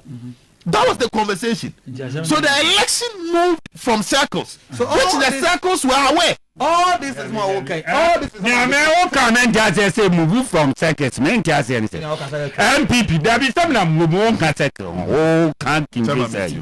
Oh, there no. Yeah, for MPP about to. Oh, the MPP for election. Such as delegates, no, not yet delegate. Any. Na ketwa. Penifo no patrons ni any but it doesn't change the name MPP you know. And after that you know, yeah, patrons no yeah, you know, a certain number of delegates keep to within the you know, and then say yes PF to say a certain number so if delegates now but won't change it you know. Mama told them that but if say can you be no I say first no na say could be you poor ba beto aba yeah. Intiki BM so be all circle be ameto it would have still remained the same. No, they've changed it fine. And when BM to that extent. Circles no. The name circle now. Yeah, free no. That's what the problem is. And if even come can say their chairman solo now, almost even global circles chairman Krana. I don't think they're going to make a problem. Okay. But they've taken the name circle now. The constitution of the club. I don't know global be Ediaba. I don't know do the global and how. I don't know what are the circles that will take it in off. That's the problem. Okay. So if you go back and reinstate the circles, no name. Nothing be elect the new chairman as a circle chairman. Not global. So was Asemba Yeka. To more person of Fakans no more can. To more monka, assemble. Oh, we are still confused. Say, my can point in say, Oman who's a sailor, Bakakuri. Now, circles are really alarm. Let them meet and see. No, say, circles for the other say. Oh, I say, we do find some members, so but next election, beyond, will be at me, you know. Aha, but for now, that's going to have for now, one is circle chairman. We think global chairman now. Yes, next election, there's a one echo to circle chairman. Solo, yeah, solo slash or a circle side group. No, me can't. Who said you ever say as a group? Also, Mutra baby to me take strategic position on some issues. Of course, yes. So who leads them? Who leads them? And because Solo interest so all supporters now, but group dynamism. Yeah. The circle for might have a certain interest they may want to protect. Yes. Say on bet me solo at transfer for our plan. Because no so feel say global for omina. Ba so mo ma dey need difficult for solo. I say I feel the be be chen senior basa. I'm na be here. And omun kan dem kama no omun fa solutions. Tama. Enti yes Yanko to say. I put to na yemi mu bi amegina bi. Na aba ya to ya declare we na. Ya no get the circus chairman. No mo go to global aba. Ehon no free buy ni go to global. No bi amegina bi. Derek Otie infographics ni no.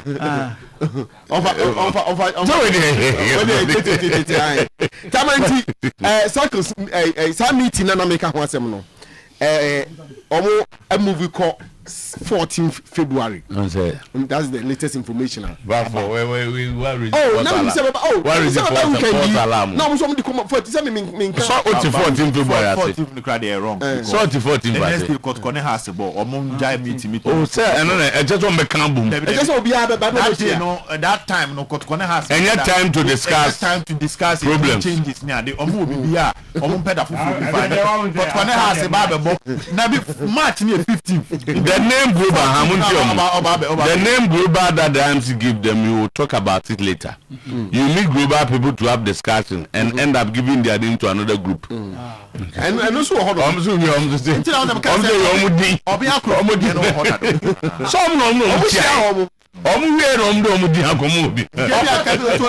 supporters chairman. Circus na come talk. Who so global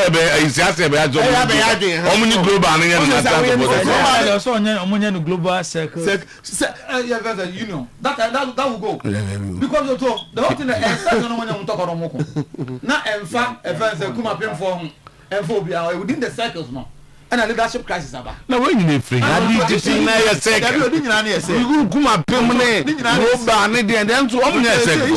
Ono prince Osejuku. Ono nya ban to ma circle ni. Ai pa. Na dey no ko group fufuro. To say should you say next election say eba obi atimi gina wo ebi o metimi aka say chairman dey for Solonto sa fe no mo betutu ntie bi o metimi criteria for chairman be bia wa okuta good of abusen. Now do you after one may the fear of the circle? Yes. The fear of the circle because you won because of numbers. Yeah. And we are only pay chairman bi omo. So what year kwam ya kokam? That is their worry. That's their fact. So now they say their chairman. It is some kokra no man wini global na they are relevant. They can organize their base. So almost point. That's where they are coming from. Yeah, so when you say so 7 million nyina so so tiase. Government is troubled over betting issues in the Ghana Premier League. Our sources around the sports ministry tells us the betting controversies could undermine the efforts to raise money to invest into Ghana football. Take a listen to top football people. Omogasa. And then I say, I give you a few. Maybe everyone is able. I'm from Germany. Say any match, 2-1. She can say with Tiomatem. Because now we again, we are results of the same results about 2-1. 2-1. Which one is again the same 2-1 of the sacrifice? Menya course ni bi da. Be menya course no. Na me ka say DFA integrity for no almost song of ahwe. On asha da afro say o match we between am usika say obey say ya. In ka say say masa what sort of nonsense is that? One of them no mama. It can be me imagine chire omo. And next Thursday somebody called me from Port City Football Club. Because of boy Adenya, any golden kicks match everybody. Because I man correct score ultra normal isika. And because say only people are in the kasara na. When say me esco member na. Or say ane. Let me say I don't entertain those. Tama enti Abdusalam Yakubu and the interview no one hour na ye. Ena enanumre na so head of sports so ne na no do safo so ena afi Mr. Wasnata on the chairman de ma FA Cup committee ono so na omo nyina say betting syndicate from Germany afefre wo mo omo nyina obi say the call came from Germany na Mr. Wasnata then the man yehu ni say o say no ka say GF integrity for na trick no now then one come back to integrity for and I say if for can say I've been receiving calls. Now what is happening? Now for investigation I answer no one say no you report. I'm not interested. So Daddy, say asem after thoughts no ya na asem be wi a oh no be afro say I want to fix this match with you okay masa fako yenya sa ha then you go ahead and report to be frame police for and GFA for say Mr. Integrity and a prosecutor me number where you after me na so me can me bonus so cry me come did natem cry but mo here because say it's sad ya na BBC cause we game because on there he chose one big arm of our game, the FA Cup. And he want to be munani musu sa kekesa. And it's somewhere no and I'm paying for atia ko rabbe mu a ama ade ayem hihia ba ba mu am say hey enti akoto tik taxpayers for sika ade akoma mo some fanko league ah mo do league ni class kan kwamo taxpayers for sika ana no minister anche be bi omunya sika no oso omunya fi hin oso omo so from grofo enya aban sika o sika dey aban sika o me ka dey minister kan dem dem footballers ana enya sa no kan no o bet enya sa no be kan o say through their resourcefulness no mo dabi o o say o me kwa kutua later o aban sika tama aban sika aban sika taxpayers sika ne dey am clubs no enti nkofo nya bra di pressure ko SFS say ko aban nkofo nzu ko platforms no ko di na de di register concern enti eno no and wo ho ma memfa we Saturday tumkito bi na we de yenkompo brena so dada we wanted this to be the final. FA Cup committee chairman labels the round of 16 meeting between Kotoko and Ediana as the final before the final. Now we parents a PM the biggest one Accra my friends Kumasi Asante Kotoko any Ediana match no had drink Accra say Ediana any Kotoko Asia at the round of 16 so match with the no finals gra until the final before the final no ye bono ewo Kumasi Baba Yara Sports Stadium Kosiada 8 February and ye boss a match no ewo Baba Yara so you be a wo hwe Africa wo hwe Ghana Premier League wo be hu say teams are omo modern boss ekosro pa o Ghana CCA Mediama Adriana Kotoko ne Samatics omu nyina wo competition mu ensa omu ya omu these are clubs o makobo Africa da o nti omu wo taste for Africa a on person san ko Africa na one league na kwan between afaso de akwa Africa CAF Confederation we ni FA Cup a between de akwa Africa tse de Kotoko de ko Africa nti ya de a FA Cup ni omu fan tutu for mu bia ni abrepa Africa committee chairman was say we dey nka ye nyai pass a committee no nka finals no nka Kotoko na Ediana so akwako ba round of 16 until we say the final before the final. All right kasa kwa anka Mr. Wilson ata kibema na kunya na tuo kakra na ya veni mo for the first of all so what you can fail integrity test or integrity organ one determine you have fail integrity test so we fail am we probably more determine there we so integrity so you are the simple you know plan say o sha dem na wa ajibi na wa bi no obi ani ho first we see handle as say so be fair na odidi na tem no no fail integrity is serious but for the is serious because I dangerous plan say you go say report my health for cause any be abere no so visa nyasa as a committee we FA Cup if you are work about report or non report so why like that the group of referee say referee the only integrity now where does integrity about you yourself you lack that's already in top of the assembly so we be after us maybe we be after so fix one fix match so we don't do this year only okay you don't know sometimes kwa number and greba na ibu abruchi for call in ade na obi kwa am ibusa se plus 1 why dey no I didn't atema pam ba kro am maybe we njo over na adwuma nto o be so dey adwuma nto da da aka media ko buso asem now they one report on FA because the FA frowns on that now can just say many brabre kra no yeah do you expect a club chairman be so on don't go now how they no yeah FA leader no want me no yeah to papa no that's more can you e be on your second chance then say no be saka and you're wrong in any way so make it that statement because in fact he's the one man that I respect so much but the things that no respect now When about 20? Which I believe we say. Thank you. So, Mr. Integrity. Young fan to also, you better on your mebia. I like that. What I say? When it comes to integrity, so I like that. There's only 100% integrity, man. Oh, that wouldn't come from me. But people won't do it, say. Okay. Integrity na appreciate na ye ko ye ne kan integrity mu. Oh, over mama hand about. You know. They all to be asem no. They don't know their question.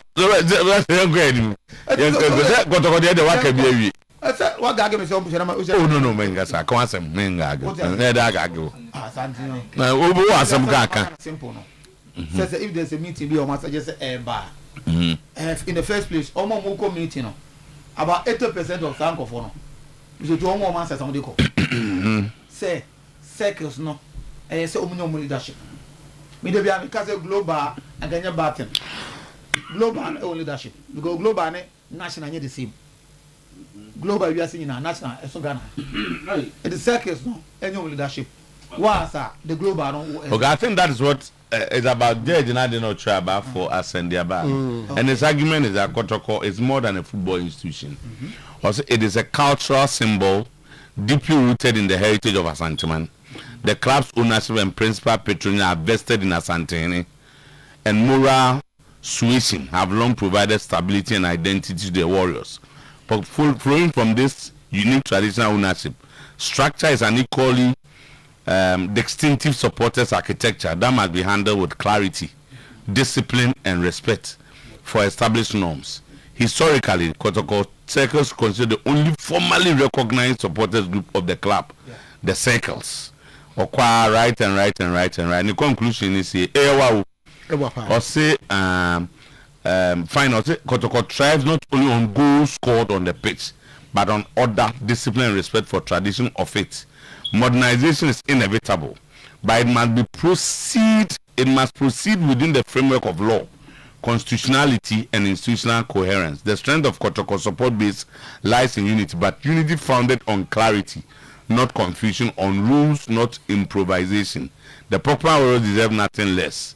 Victor Kusi. Yeah. On us or judge. Yes, we're judge. And now tradition, all these things must come from the traditional source. So be friend global, national, and just say enough consultation was not made about that. But it's not late. I'm betting me. Yeah. I get his point. But I get this point. Clarity matters instead of as I'm not your kind of supporting a clarity over confusion. So where there is confusion, it's difficult to have unity. Send into a meeting in Barcelona. By me meeting the 14th, no, you don't support it. 14th, no. Any discussion from now to 15th, no, should be filling the stadium. Two big matches, getting the 3 points. Especially filling the stadium is ahead of the 3 points. Also, one. I agree with you. Lions this weekend. Next weekend, Obo Diana. Okay. Now I'm going to Kotoko advantage. Play the FA Cup. FA Cup in Kumasi. Now after that, FA Cup quarter semi-final in a neutral venue, which normally Kumasi be count. So it means that Kotoko enya some form of advantage. Unya advantage kakrawo. Our FA Cup ya uboimu. With one say me adiene. Intino, you should be taking advantage of this moment. Focus beating Diana. We say Diana cut 3 matches to Africa. That is Africa. Yes, 3 matches to Africa or 3 matches to a trophy. Okay. That would at least Ebema season if only you beat Diana. So the target now should be because league media match 8 points. So though you have a chance, but our chance is Ninkuta on Semusa and we share FA Cup Numa. Team and who can cry media. Oh, because league no FA Cup no who me hat. Udi team that can who game media. And go for me now to Tom no me. I'm now to Tom no and consistently yes true life no they are the only second division team. It's a say attention how you can maximize things to win the FA Cup. I want to say quanti meet some meeting no ebi akotko abo has na wie no na ebi o ma pede bi no ma hia no ma pe ho asama kan then they clear the issues. Enye say eno akuma pem for the 1,000 blocks concrete blocks ko adakwaja. Sansem we ne pese yete. When it's Kotoko, we want to hear these things. A Prince group. Yeah, Prince group. Omo ehado. Yes. Ehona you know ko na. Yes, ehona mo. That's omo is serious well. So it's omo decision here say last time na chairman so no BBL. Also omo 1,000 block. Omo pe. Concrete blocks when you normal we block we I'm the concrete na here. So it's NS for the city. NS for the city. No, I'm the 2-1. So let decide this person 2-1 no the aka nyina isi. They were not. Now so they come up for them. Okay, so only this our project no. Yes. Yeah, I know. And now yes. So mama no kwin so on too. Yes. On seed money. Now better go to I refuse your soul. Okay, so Nancy Nas is like one in US for. So mo be see Jim. E je na te say your mom kwin. Dabi omo kwin. Omo start here. So mo bo mo aba. Omo bo mo aba hen. Asa na em pedifo na be so. Am I say chairman no cry resign. Hey, now me story no. Chairman no resign. If you say the plan, the plan of the supporters. Supporters na dwene bi o madwene no. Ebia na adwene ne. But the management plans because Tombe so much. Double teams.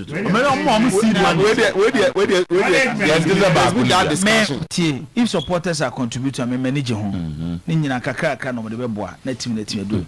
But me must say, ekoye yakosoha. That one I get your point. But we don't be. I propose 1,000 blocks e beto. I propose supporters ne contribution to the 1,000 blocks say nkwa na beko.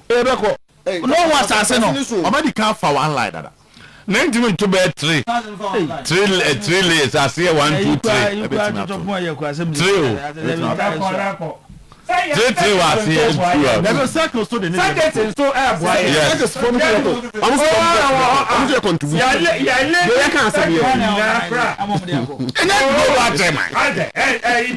Regional chairman, region BIDJ. But that one I know. Yeah, you better one. Solo. Yes, solo. I love you, John. Love you, see what. They're making.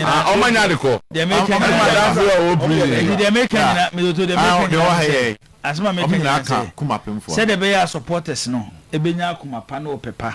And they are contributing to the club. No. But the men say Bibion Baby should be part of management plans because we shouldn't forget Adakoja Chineda Hono. Already the King's project is being launched. It will not be before apart from the management. Now supporters see your people the top blocks. No blocks ni go. Just say I am to the diaba and a chairman solo at Dano.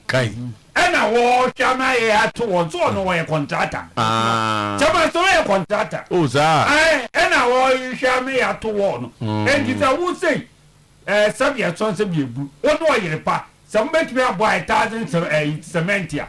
Not yet, indicated our war, no, but be a better Oyerepa stand. Yet, we jump for fair. Also, baby, into our baby, be I a beam or be at me the back. Now, you're 2 on come on. Because that 2 on Libya, now you're heavier. You may have pinches in Libya. You have more other matches in Libya crowd. And run. Chairman Solo or Jumona Mohano, Mohano global. And Kobe from somebody closer to the office of chief of staff. Hey. No. Yes. And to Nipano Kasa, na Komano Nimidino, they were not happy about betting. And they are even planning to almost try to be the FA president. Since they say na born a course there, then a Hunyasa band. Now, when you say, and I can have a Premier League game because of Sunday. I for no some man walk with him. A mobile born in team ba ko do ada ni players anye training coach ni na nyina ko gyina training ground players nso mo ma amu so mo ma amu say assurance mo de ma o mo no omo ntimi omo afofele into omo ma training enti betting sensem no e ha football ana onye se be mo madwuma mo ye nyina ye kwawo hwe ene no ba bia ye gyina no ano dia ma ye football ne ye kan wan se nipa nko stadium no oba no any by 5 years time e be din so be so re free akọ stadium o especially because of your age so tell me china say we are not able to get the next generation see beton ye football ne dia mom and the time I hear league games no so gina TV centers betting centers